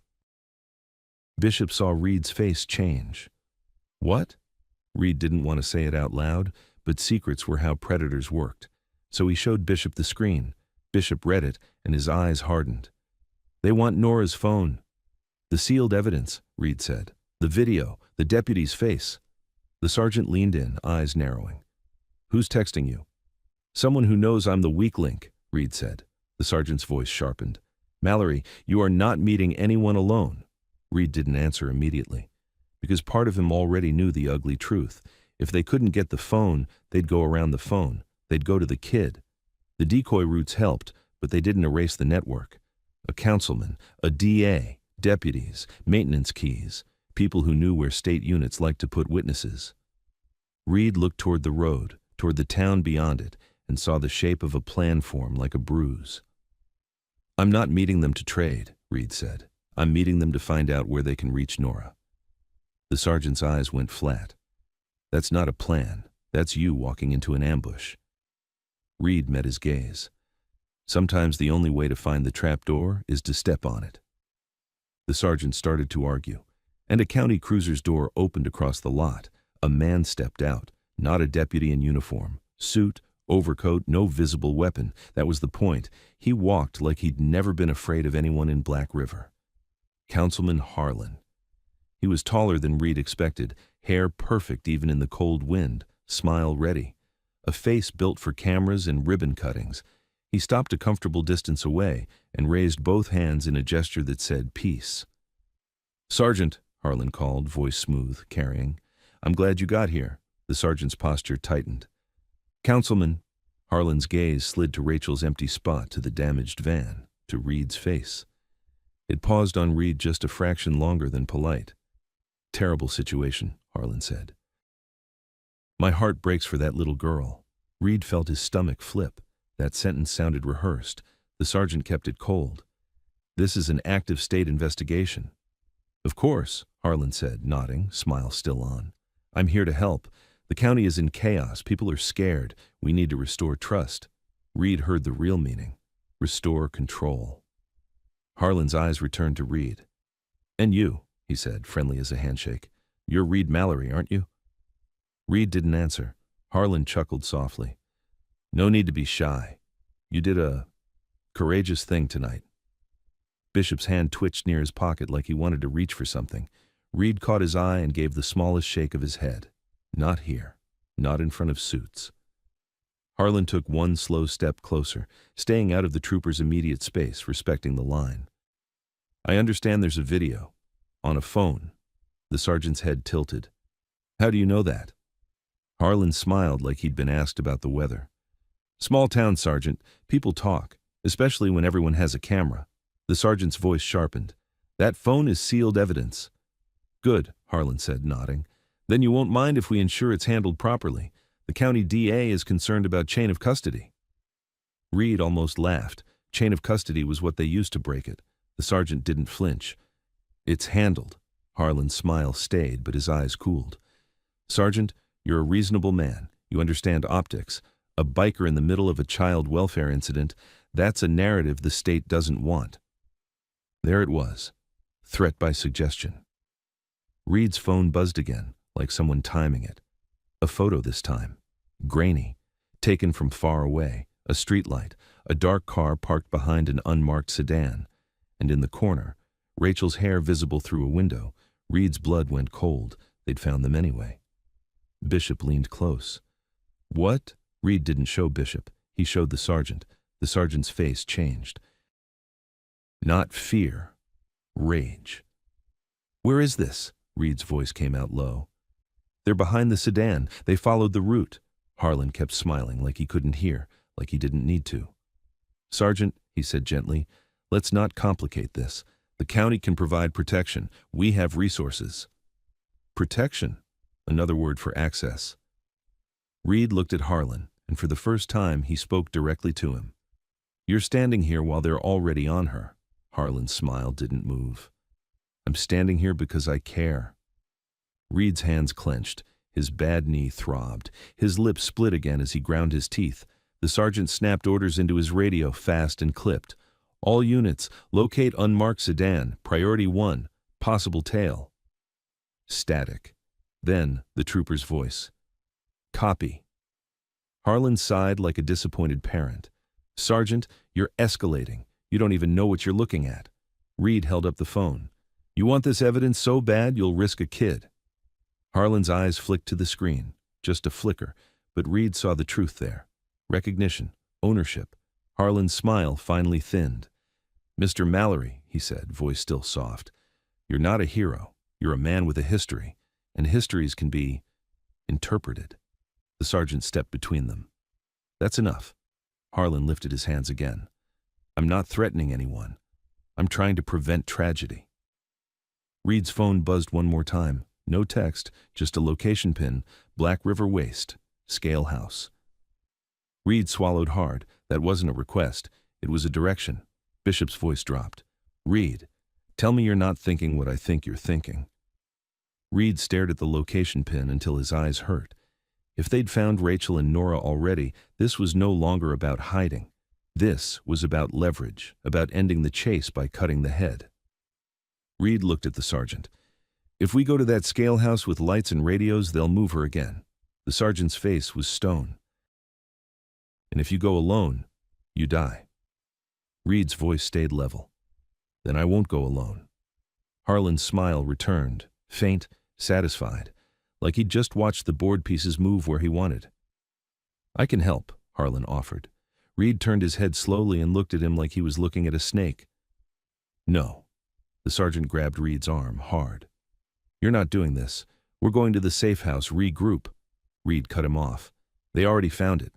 The sergeant's grip tightened. "Then we call FBI. We bring in, and Norah disappears while you fill out the request," Reed said, voice quiet. "Lethal?" "That's what they're betting on."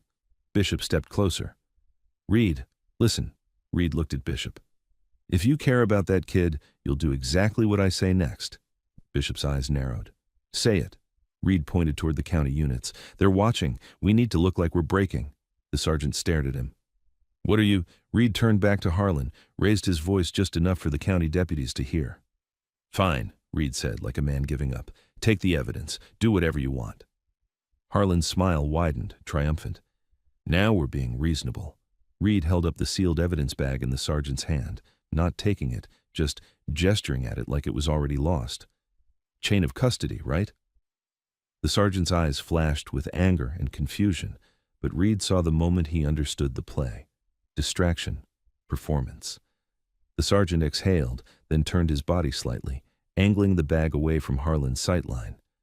"You want it?" the sergeant said louder. "You can request it properly." Harlan's smile tightened again. "Sergeant," Reed stepped closer to the sergeant and spoke through clenched teeth, quiet enough only the two of them could hear. "Give them a decoy." The sergeant's eyes widened a fraction. Reed's phone buzzed again. One line, 10 minutes. Reed lifted his head and looked toward the dark road leading out of the lot. Black River Waste. Scale House, Rachel, Norah, and a deadline. Reed turned to Bishop. "You're coming?" Bishop's face went hard. "I know." Reed turned back to the sergeant. "I'm going to that pin." The sergeant's voice dropped to ice. "If you move without my permission, I will arrest you myself." Reed didn't blink. "Do it, or let me bring her back." The sergeant held Reed's stare, two men measuring what they could live with. Then, finally, the sergeant said one word. "Go." And in the same breath, he added, low, deadly serious, "But if you betray this, I will bury you." Reed nodded once. "Fair." Harlan watched them, smile polite like he'd just witnessed cooperation. Reed turned away, already limping toward the edge of the lot where Bishop's bike was parked in shadow. He didn't look back, because he could feel Harlan's eyes on him like a hand at the back of his neck, and he knew the next 10 minutes were going to decide whether Norah ever saw daylight again. Bishop's bike rolled out first, lights off, engine kept low like a held breath. Reed followed on his Road King a few seconds later, leaving the rear lot like a man heading home, not like a man racing a clock. The trick was never speed. The trick was not looking like prey. They didn't take the main road. Bishop led them through the service lane behind a strip of closed shops, past a chain-link cutout locals used as a shortcut, then onto a two-lane that ran parallel to the river. No streetlights for long stretches, just moonwash and the occasional reflective sign flashing like a warning. Reed's phone sat in his jacket, the location pin burning against his chest. Black River Waste. Scale House. 10 minutes. His knee throbbed in time with the engine. Every bump sent a jolt up his leg. He didn't slow. Bishop leaned his bike into a turn, and Reed caught a glimpse of his face in the mirror, focused, jaw tight, eyes scanning ditches and driveways for headlights. They crested a small rise, and the waste facility appeared ahead like a dark island. Chain-link fence, a closed gate, 2 sodium lamps buzzing over the scale house. The river lay beyond it, a black ribbon with no shine. And there, parked behind the scale house half hidden, was a dark sedan, the same shape from the photo. Reed's blood went cold. Bishop eased off the throttle and rolled into the shadow of a billboard near the fence line. Reed mirrored him, engines idling low, both bikes angled for a fast turnout. They killed the engines. Silence snapped into place, broken only by the distant hum of the facility's lights and the faint wet sound of the river. Reed leaned close to Bishop. "We don't go in loud." Bishop nodded once. "We don't go in blind." Reed pulled his phone and opened the photo again, zooming. The sedan. A streetlight. The angle. "That lamp," Reed whispered, pointing through the fence toward a buzzing sodium light by the scale house door. Same one. Bishop scanned the fence. Gates chained.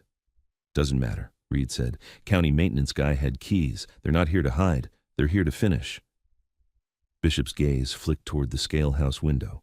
The blinds were down, but a thin line of light leaked at the bottom. Someone inside. Reed's stomach tightened. We need eyes. Bishop reached into his hoodie pocket and pulled out a cheap penlight. Not tactical, not loud, just enough to see steps without announcing you were there. He started toward the fence, moving in the low grass, staying under the billboard's shadow. Reed followed, knee screaming quietly, hand hovering near his pocket where his phone sat. His only weapon was still proof. A faint crunch of gravel from behind the scale house made both of them freeze. A silhouette moved near the sedan. A man, baseball cap, county jacket, pacing like he was waiting for a call, hands stuffed in his pockets. Keys guy. Reed held his breath and watched. The man walked to the scale house door, knocked twice, then looked over his shoulder toward the road. Nervous, not in control. Then, from inside the scale house, a second silhouette appeared behind the blinds, tall, broad-shouldered, head angled like he was listening. Even through glass and distance, Reed recognized the posture. Not a worker. A man who expected people to obey. The door cracked open. The keys guy leaned in and spoke too softly to hear. The broad silhouette didn't step out. He just handed something through the gap. Small, dark. A phone. Keys guy pocketed it and stepped back, scanning the fence line. Reed ducked lower. Bishop's mouth moved without sound. They're checking. Reed nodded. The keys guy turned and walked to the sedan, opened the rear door, and for a heartbeat the interior light flashed. Reed saw hair. Rachel. Slumped sideways, hands bound, face turned toward the window. Her mouth was taped, eyes open. Reed's chest went tight with anger so hot it threatened to make him stand up and roar. He didn't, because there was still no sign of Norah. Bishop leaned close. Where's the kid? Reed didn't answer. He watched the scale house. The broad silhouette stepped into view behind the blinds again, as if he'd heard the question in the air. The door opened wider and he finally came out. Not the deputy, not the keys guy. Councilman Harlan. Same perfect hair, same expensive coat, same calm. He walked to the sedan, looked in at Rachel like she was an invoice, then shut the door again gently. Then he turned his head, slow, and stared straight toward the billboard. Reed's blood iced. He sees us, Bishop whispered. No, Reed said, barely moving his lips. He's looking, not seeing. Harlan raised his hand and checked his watch, casual, patient.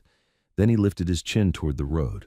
Headlights appeared, a vehicle approaching, slow and deliberate, not state, not county cruiser lights, just a black SUV with no urgency.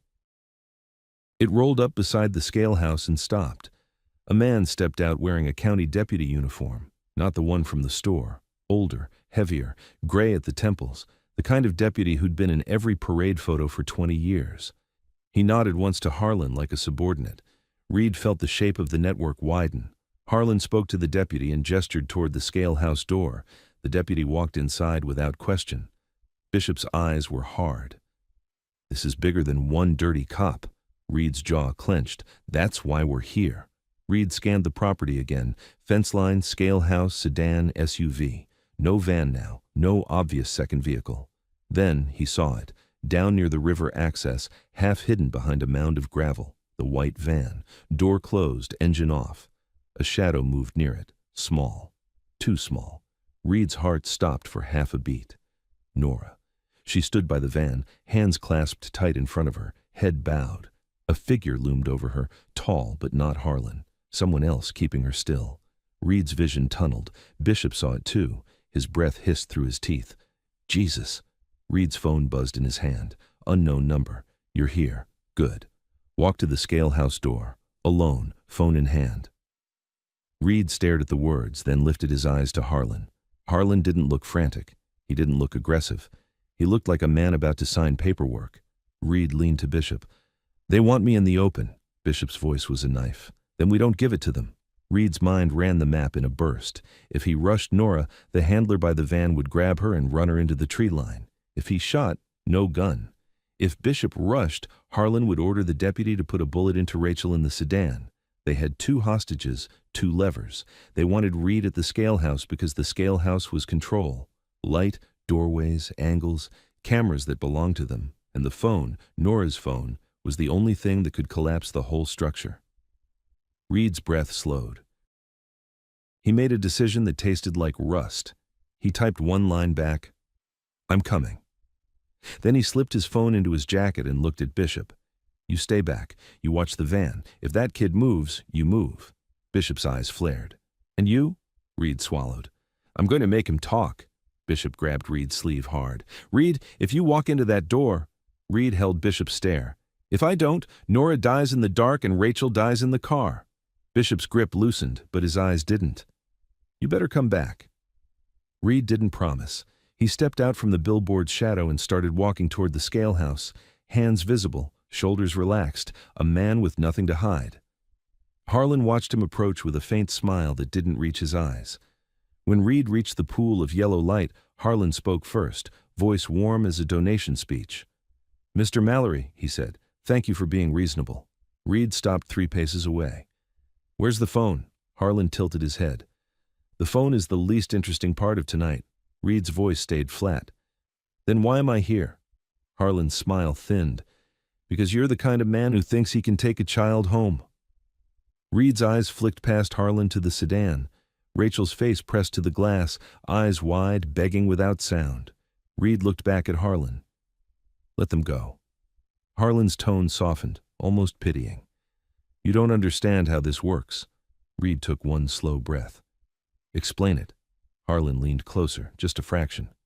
"You give me the evidence," he said quietly, "and the mother and child live. You keep it, and I erase them, then I erase you. And the town sleeps fine." Reed's jaw tightened. "You're not erasing me in front of witnesses." Harlan's gaze slid toward the road. "What witnesses?" Reed felt the trap close. Because the waste facility wasn't a grocery store. There were no shoppers, no phones raised, and no crowd. Just fences, river, and men who owned the paperwork. Harlan stepped back and gestured toward the scale house door. "Come inside," he said. "Let's be civilized." Reed didn't move. And somewhere near the river, the small figure by the van flinched, like someone had just tightened a grip on her arm. Bishop, in the dark, shifted. Reed kept his face still, but his chest burned. Harlan's smile returned, patient. "Last chance, Mr. Mallory." Reed's hand slid slowly into his jacket, not for a weapon, for the sealed truth that could burn this entire town down. And he realized, in that single cold second, that if he handed it over, Norah might live tonight, but she would never be safe again. Reed kept his hand inside his jacket, fingers resting on the hard edge of the sealed evidence bag the sergeant had slipped into his inner pocket as a decoy. Empty plastic, the right label, the right weight. The real phone was elsewhere. Harlan watched Reed's hand like a man watching a signature. "Careful," Harlan murmured. "Sudden moves make men do sudden things." Reed's eyes didn't leave Harlan's face. "I'm not sudden." He slowly pulled the evidence bag out, letting it catch the sodium light. Clear plastic, red seal, a tidy barcoded label. Harlan's smile warmed by 1 degree. "Good." From the corner of Reed's vision, the older county deputy stepped out of the scale house doorway and posted up behind Harlan, body angled just enough to cover him and threaten Reed without looking like a threat. Reed held the bag between 2 fingers like it was trash. "You want this?" "I want peace," Harlan said, voice gentle. "This is how we get it." Reed nodded once as if he was agreeing. "And the girl?" Harlan didn't look toward the river. He didn't have to. "Alive," he said. "For now." Reed's throat tightened. "And Rachel?" Harlan's gaze slid to the sedan. "She's alive. You can see her." Reed could, through glass. Rachel's eyes huge, mouth taped, wrists bound, breathing, alive. It took everything Reed had not to rush that car. He forced his voice steady. "Then we trade." Harlan's smile widened. He extended his hand, palm up, like he was asking for a receipt. Reed took 1 slow step forward, then stopped. "You said come inside," Reed said, tilting his head toward the scale house door. Harlan's smile thinned. "Why would you want to go inside?" "Because you said there were no witnesses," Reed said quietly. "And you're right." Harlan's eyes narrowed, a flicker of irritation. I don't like games, Mr. Mallory. Reed kept his face flat. Then don't play them. He raised his voice just enough to carry toward the sedan. Rachel, he called. Rachel's head jerked toward the sound, eyes locking on Reed through the window like she'd been waiting for him to say her name. Is Norah alive? Reed shouted. Rachel couldn't speak, but she nodded, fast, frantic, then shook her head like she was trying to warn him about something else. Reed didn't blink. He turned back to Harlan. You hear that? She nods. Harlan's jaw tightened. You're stalling. Reed nodded slightly. Yes. Harlan's smile fell away completely for the first time. Then you've chosen. He lifted 2 fingers and snapped them once, small, clean. Near the river, the shadow by the white van moved. Norah was yanked hard enough that her body stumbled forward. Reed felt his own body lurch, involuntary. Easy, Harlan said softly. One more stall, and she goes in the water. Reed's stomach dropped. The river behind the facility wasn't a gentle stream. It was a black, heavy current, thick with cold. Bishop's silhouette shifted in the dark under the billboard, muscles ready to explode. Reed forced his eyes back to Harlan. You don't have to do this. Harlan's voice stayed calm. I do, because you made it public. Reed swallowed. You didn't plan on a crowd. Harlan's gaze sharpened. Crowds pass, paper stays. Reed slowly extended the evidence bag toward him, letting Harlan see Reed's hand tremble just enough to feel like surrender. Harlan stepped closer. His fingers reached. Reed let him almost touch it, then pulled it back an inch. First, Reed said, voice low, you release Rachel. Harlan's eyes went flat. No. Then you release Norah. Harlan smiled without humor. Also no. Reed nodded once like he expected that. Then tell your man by the van to loosen his grip. Let me see your face. Harlan's nostrils flared. He didn't like being commanded, but he liked the bag. He glanced toward the river and made a small motion with his hand. The handler by the van eased Norah forward into the edge of the light, just enough for Reed to see her. Norah's face was streaked with tears, her knit hat gone, a red mark on her wrist where someone had grabbed too hard. She looked straight at Reed, and even from this distance Reed saw what she was trying to say with her eyes. Don't. Reed's chest burned. Harlan leaned in, voice quiet, intimate. Give me the evidence. I'll let them go. You can ride away and tell yourself you saved someone. Reed's jaw clenched. And tomorrow? Harlan shrugged faintly. Tomorrow's a town meeting. I'll speak about safety. People will clap, and the river will keep flowing. Reed stared at him and understood. Harlan didn't think he was evil. Harlan thought he was necessary. Reed lifted the evidence bag again, higher. You want it? Harlan's eyes locked on it. Yes. Reed took another step forward. The county deputy behind Harlan shifted, ready. Harlan extended his hand again. Reed's fingers loosened as if he was about to place the bag in Harlan's palm. And in that exact moment, Reed flicked his wrist and threw the bag past Harlan's shoulder, hard toward the gravel lot by the scale house. It flew like a bright plastic comet and slapped the ground, skidding. Harlan's head snapped after it on pure reflex. The county deputy turned too, half a step. Reed used that half step like it was gold. He lunged, not at Harlan, at the sedan. Reed sprint-limped across the gravel, knee screaming, shoulder burning. He slammed his fist into the rear window. Rachel flinched. Reed grabbed the door handle, locked. He yanked again, locked. Inside the scale house, a radio barked, someone shouting. Harlan's voice cut through the yard, suddenly not smooth anymore. Stop him! The county deputy drew his weapon. Bishop moved. A dark blur from the billboard shadow, fast, low. Bishop hit the county deputy from the side like a wrecking ball, slamming him into the scale house wall before the weapon could come up clean. The deputy fired once. The shot cracked into the night and punched into the scale house doorframe, splintering wood. Reed didn't stop. He slid along the sedan's rear quarter panel and smashed his elbow into the driver's side window. Glass spiderwebbed but didn't shatter, reinforced film. Damn it, Reed hissed. Harlan strode toward him now, face twisted with real anger. You just killed her, he snapped, nodding toward the river. Reed's head whipped toward the van. Norah was being dragged backward toward the dark edge of the river access. Reed's blood went ice. Bishop grappled with the county deputy, keeping the gun pinned away, both of them grunting, boots scraping gravel. Reed's eyes flashed over the sedan, searching. Then he saw it. The keys guy, the county maintenance jacket, sprinting from behind the scale house toward the sedan with a keyring flashing in his hand. Reed moved to intercept. Keys guy swung a fist at Reed's face. Reed took it on the forehead and saw stars, but he grabbed the keyring, yanked it hard, and the keys guy's body followed unwillingly. They crashed into the sedan. Keys clattered. Reed snatched the ring up, fingers trembling, and jammed a key into the rear door lock. Click. The door popped. Rachel sucked in a muffled sob. Reed ripped the tape off her mouth, then started on the bindings at her wrists. "Where's the real phone?" Reed demanded, voice harsh. Rachel gasped, voice raw. "Norah, she hid it. She said, inside her sock." Reed's heart hammered. "She still has it?" Rachel nodded frantically. "Yes, yes, please." A scream ripped from the riverside. Reed's head snapped up. Norah, dragged hard, too close to the water now. Reed shoved Rachel out of the car. "Run to the road. Don't stop. Don't look back." Rachel stumbled, then turned as if she couldn't leave without her daughter.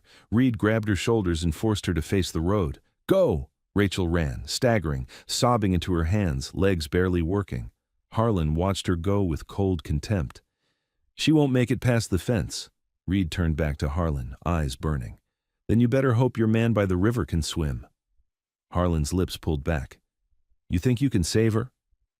Reed didn't answer. He sprinted toward the river. His knee screamed with every step, but he forced it, breath tearing, boots sliding on gravel. Behind him, Bishop yelled something.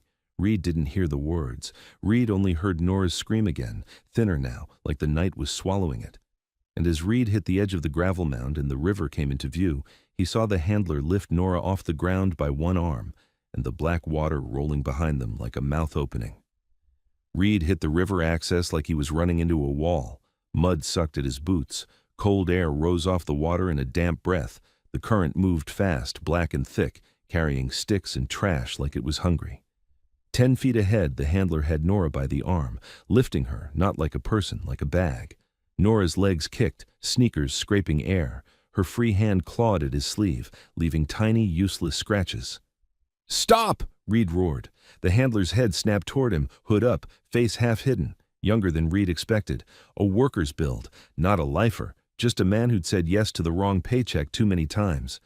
Behind the handler, the white van sat dead and dark, useless now.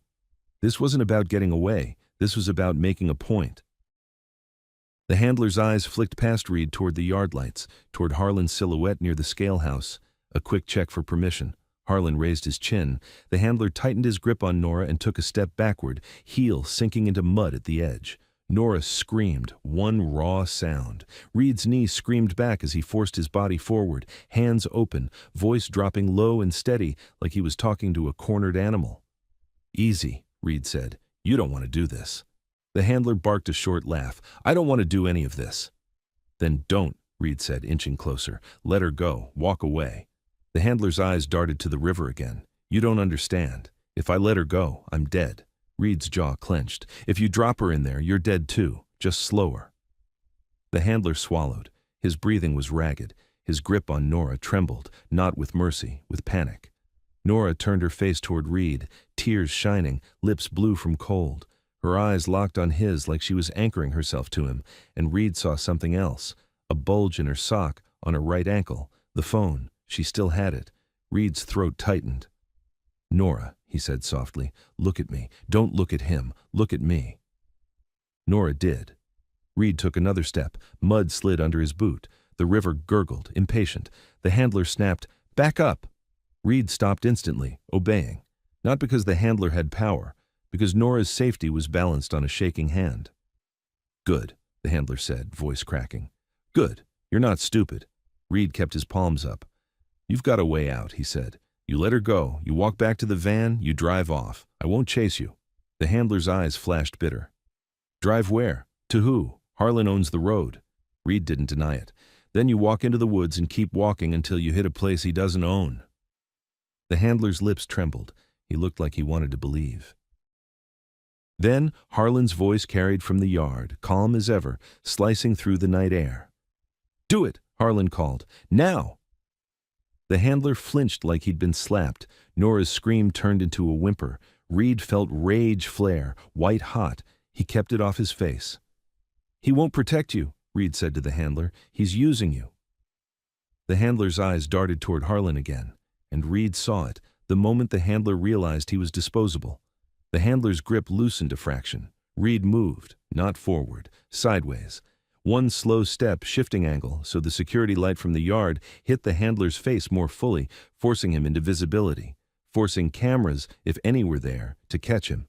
The handler cursed. "Stop moving!" Reed froze again. "Okay," Reed said. "Okay, listen, just listen."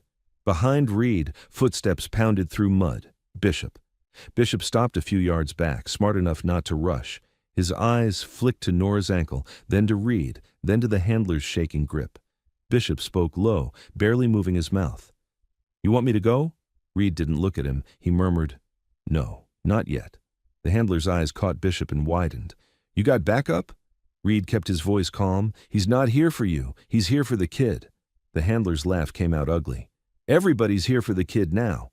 From the yard, a gunshot cracked, not aimed at them, into the air. A command shot. The handler jolted and by reflex yanked Norah closer to the edge. Norah's shoe slipped off the mudlip and hung over black water. Reed's heart stopped. He spoke fast, urgent, still controlled. "Hey! Hey! Don't do that! You're shaking! You drop her, you're done! You hear me? You're done!" The handler's eyes were wet now. "I can't." "Yes, you can," Reed said, "because you're not a monster. Monsters don't shake."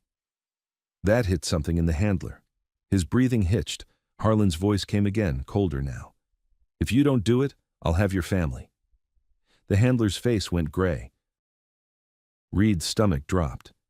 "He's got your family?" The handler blinked hard, a single tear slipping. "My sister," he whispered. "She works at the diner. They showed me her car. They said..." Reed understood. Leverage, always leverage. Reed took a breath and made the only move that could break leverage. He raised his voice, not yelling at the handler, yelling toward the yard, toward Harlan, toward the darkness that might be listening. "Hey!" Reed roared. "I've got the real video on me!" Bishop's head snapped toward him, sharp, alarmed. The handler froze.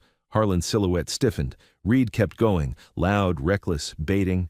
"You kill that kid and this town burns. You hear me? Your name, your deputies, your transfers, all of it." Harlan's voice cut through, suddenly not calm.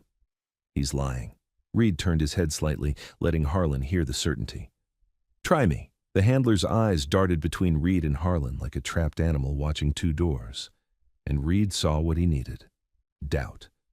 Because if the handler believed Reed had the evidence, Norah stopped being the only leverage. Now, Harlan had something to lose in public. Reed lowered his voice again, just for the handler. "He'll kill you when this is over," Reed said. "But if you hand her to me right now, you have a chance.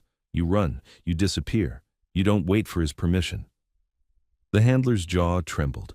His grip loosened another fraction. Bishop shifted one step, slow, showing his hands. "You can walk away," Bishop said, voice calm. "Right now." The handler's eyes squeezed shut for one heartbeat. Then he did something Reed didn't expect. He shoved Norah forward, toward Reed, hard, like he was throwing her out of his hands before he changed his mind. Norah stumbled, arms flailing. Reed lunged and caught her against his chest. Her body was ice cold and shaking. She clung to his jacket like it was the only solid thing in the world. Reed staggered backward, nearly going down in the mud, but Bishop grabbed his elbow and hauled them both back from the edge. The handler took one step backward toward the van, then another. Then he turned. And Harlan's silhouette moved, a dull flash from the yard, a sharp sound that wasn't the river. The handler jerked like a puppet with its strings cut and collapsed into the mud face first. Reed's blood turned to ice. Bishop swore under his breath, eyes wide with fury. He shot him. Reed held Norah tighter, one hand already sliding to her ankle. He pulled her sock down just enough to feel the hard rectangle taped there. The phone. Real. Proof. Norah's voice came out as a broken whisper against Reed's jacket. He said my mom would die. Reed swallowed hard. She won't. From the yard, Harlan's voice carried again, smooth, returning like a mask being put back on. "Bring me the phone," Harlan called, calm as a priest, "and you can all leave." Reed stared at the dark yard lights, at Harlan's silhouette, at the county deputy shape near him, at the bodies and cars and shadows. Now, Reed had Norah, but Harlan had a town. And somewhere behind Reed, in the distance, sirens began to rise again, too far, too slow, like help coming from the wrong direction. Reed leaned close to Bishop, voice low, lethal. "Get Norah to the bikes." Bishop nodded once. "And you?" Reed's eyes stayed on Harlan. "I'm going to give him something he can't hide from." Reed pulled the phone free, feeling its cracked plastic, and for the first time all night he stopped thinking about survival. He started thinking about exposure, because Harlan could kill people in darkness, but he couldn't kill a story once it escaped. Bishop lifted Norah into his arms like she weighed nothing and backed away from the river, step by careful step, keeping his body between her and the yard lights. Norah clung to his shoulder, shaking so hard her teeth chattered. Reed stayed. Mud sucked at his boots as he turned from the riverbank and walked toward the scale house lights with the phone in his hand, Norah's cheap, cracked rectangle of truth. He didn't rush. Rushing made mistakes. He wanted Harlan to see exactly what was coming. Harlan waited near the sedan like a man waiting for a late delivery. The older deputy stood close behind him, gun low, relaxed, not pointed, not needed. They had always planned to win without looking violent. The keys guy hovered near the scale house door, pale, eyes darting between Reed and the body by the river like he couldn't decide which horror to stare at. Rachel was gone, running toward the road, exactly as Reed had ordered. Whether she made it past the fence, Reed didn't know yet. He couldn't afford to look. Harlan smiled when he saw the phone.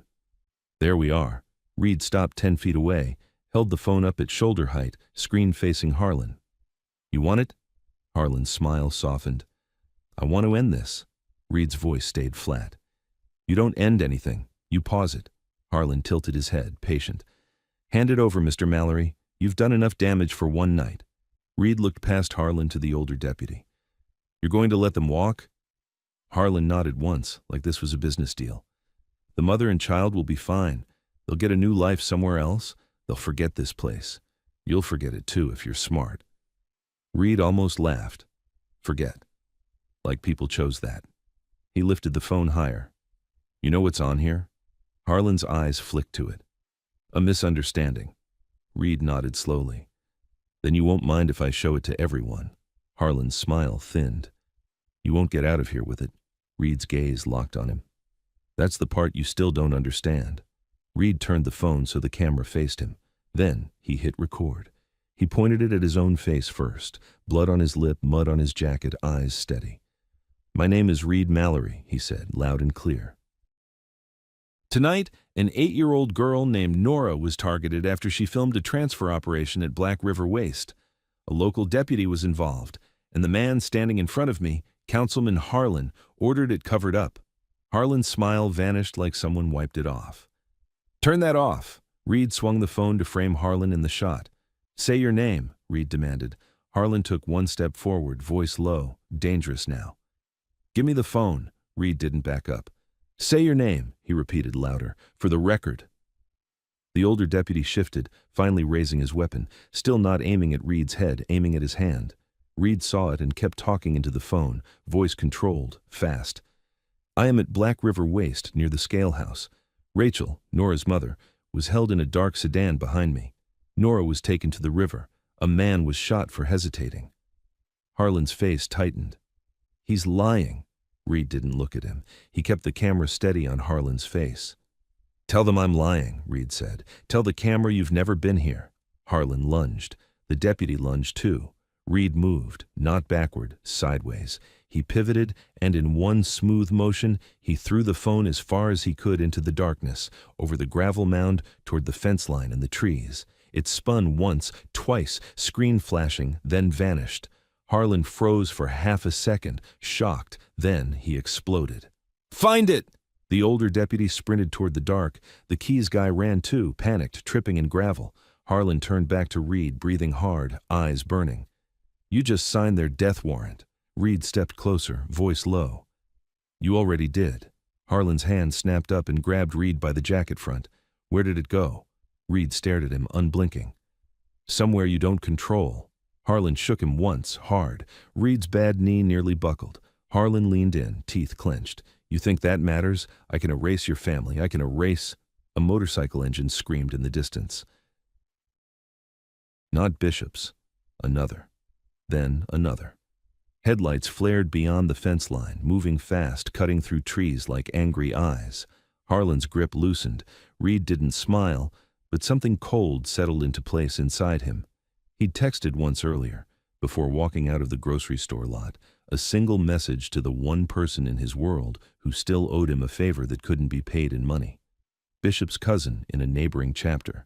Not to fight, to witness, to film, to make it too loud to bury. The first bike slid to a stop at the fence, rider dismounting, phone already up, flashlight on. Another rider followed, then another. Hoodies, plain jackets, no colors, but the posture of men who knew how to hold ground without swinging first. Harlan's eyes flicked between them and Reed like he was recalculating a collapsing structure. The state sergeant's SUV lights appeared on the road beyond the facility, red-blue washing the trees, then the gate. Tires on gravel, doors slamming, shouts. Harlan's mask tried to return, but it was too late. Too many angles, too many cameras, too many witnesses who didn't belong to him. The sergeant's voice rang out from the gate, amplified by rage. "Hands where I can see them!" Harlan lifted his hands slowly, performance back on, voice smooth again. "Sergeant, thank God. This man attacked—" "Shut your mouth," the sergeant snapped, coming through the gate with two troopers, weapons drawn, flashlights slicing the yard. "I've got live calls from 5 civilians with video of you standing over a hostage vehicle." Harlan's head snapped toward the fence line, toward the riders' phones, toward the flood of light. His eyes met Reed's for a fraction, and in them, Reed saw the truth. Harlan wasn't afraid of jail. He was afraid of being seen. A trooper ran to the sedan, yanked the rear door, empty now, bindings cut. Another trooper sprinted toward the riverbank and skidded to a stop near the fallen handler, shouting for medics. The sergeant grabbed Reed's arm. "Where's the child?" Reed didn't hesitate. "With Bishop, on the road out, alive." The sergeant's jaw tightened. "And the phone?" Reed's eyes stayed on Harlan. "Gone." Harlan exhaled, almost relieved, then froze when one of the riders near the fence shouted, "Found it!" A flashlight beam cut through the grass by the billboard line. Someone had thrown the phone far, but not far enough. It had landed near the chain link, screen cracked but lit, still recording audio, still holding minutes of Reed naming names and Harlan stepping into frame. The rider didn't touch it with his hands. He used a clean cloth, lifted it like evidence, and held it up for the troopers to see. The sergeant's face went stone. "Bag it. Now. Separate chain." Harlan's voice rose, sharp, finally losing control. "That's not admissible." "Tell it to a judge," the sergeant said, and nodded to a trooper. Cuffs clicked on Harlan's wrists. For the first time, Harlan looked small, still well-dressed, still controlled, but trapped in the most terrifying thing for him, procedure that wasn't his. Reed watched it happen and felt no triumph, just exhaustion, just the weight of what it cost to get here. Minutes later, on the road beyond the gate, Reed found Bishop's bike parked by the shoulder. Bishop stood with Norah wrapped in a blanket, sitting on a low concrete barrier with her knees pulled up. Rachel had made it. She was there too, shaking, holding Norah's hand like she'd never let go again. When Norah saw Reed, she stood up slowly. Her eyes were still wet, but steady. "Did he go away?" she whispered. Reed crouched, careful with his knee, and kept his voice soft. "He can't hide anymore." Norah stared at him for a long moment. Then she reached out and put her small hand on the torn edge of Reed's jacket, like she was making sure he was real. Rachel's voice broke. "Thank you." Reed didn't answer with words. He just nodded once because anything else felt like a lie. The state sergeant approached, face hard but controlled. "Mallory," he said, "you're coming with us." Rachel's eyes widened. "No, please, he saved her." The sergeant held up a hand. "He's not under arrest." Reed looked up sharply. The sergeant's jaw tightened. "Federal's taking this now, and they're going to want your statement. They're also going to want to know why a biker has better instincts than half this county." Reed stood slowly, knee protesting. "You'll get it." The sergeant leaned in, voice low so only Reed could hear. "When this hits daylight, they'll come for you in ways you can't film." Reed met his gaze. "I know." The sergeant nodded once. "Then disappear smart." Reed turned back to Norah and Rachel.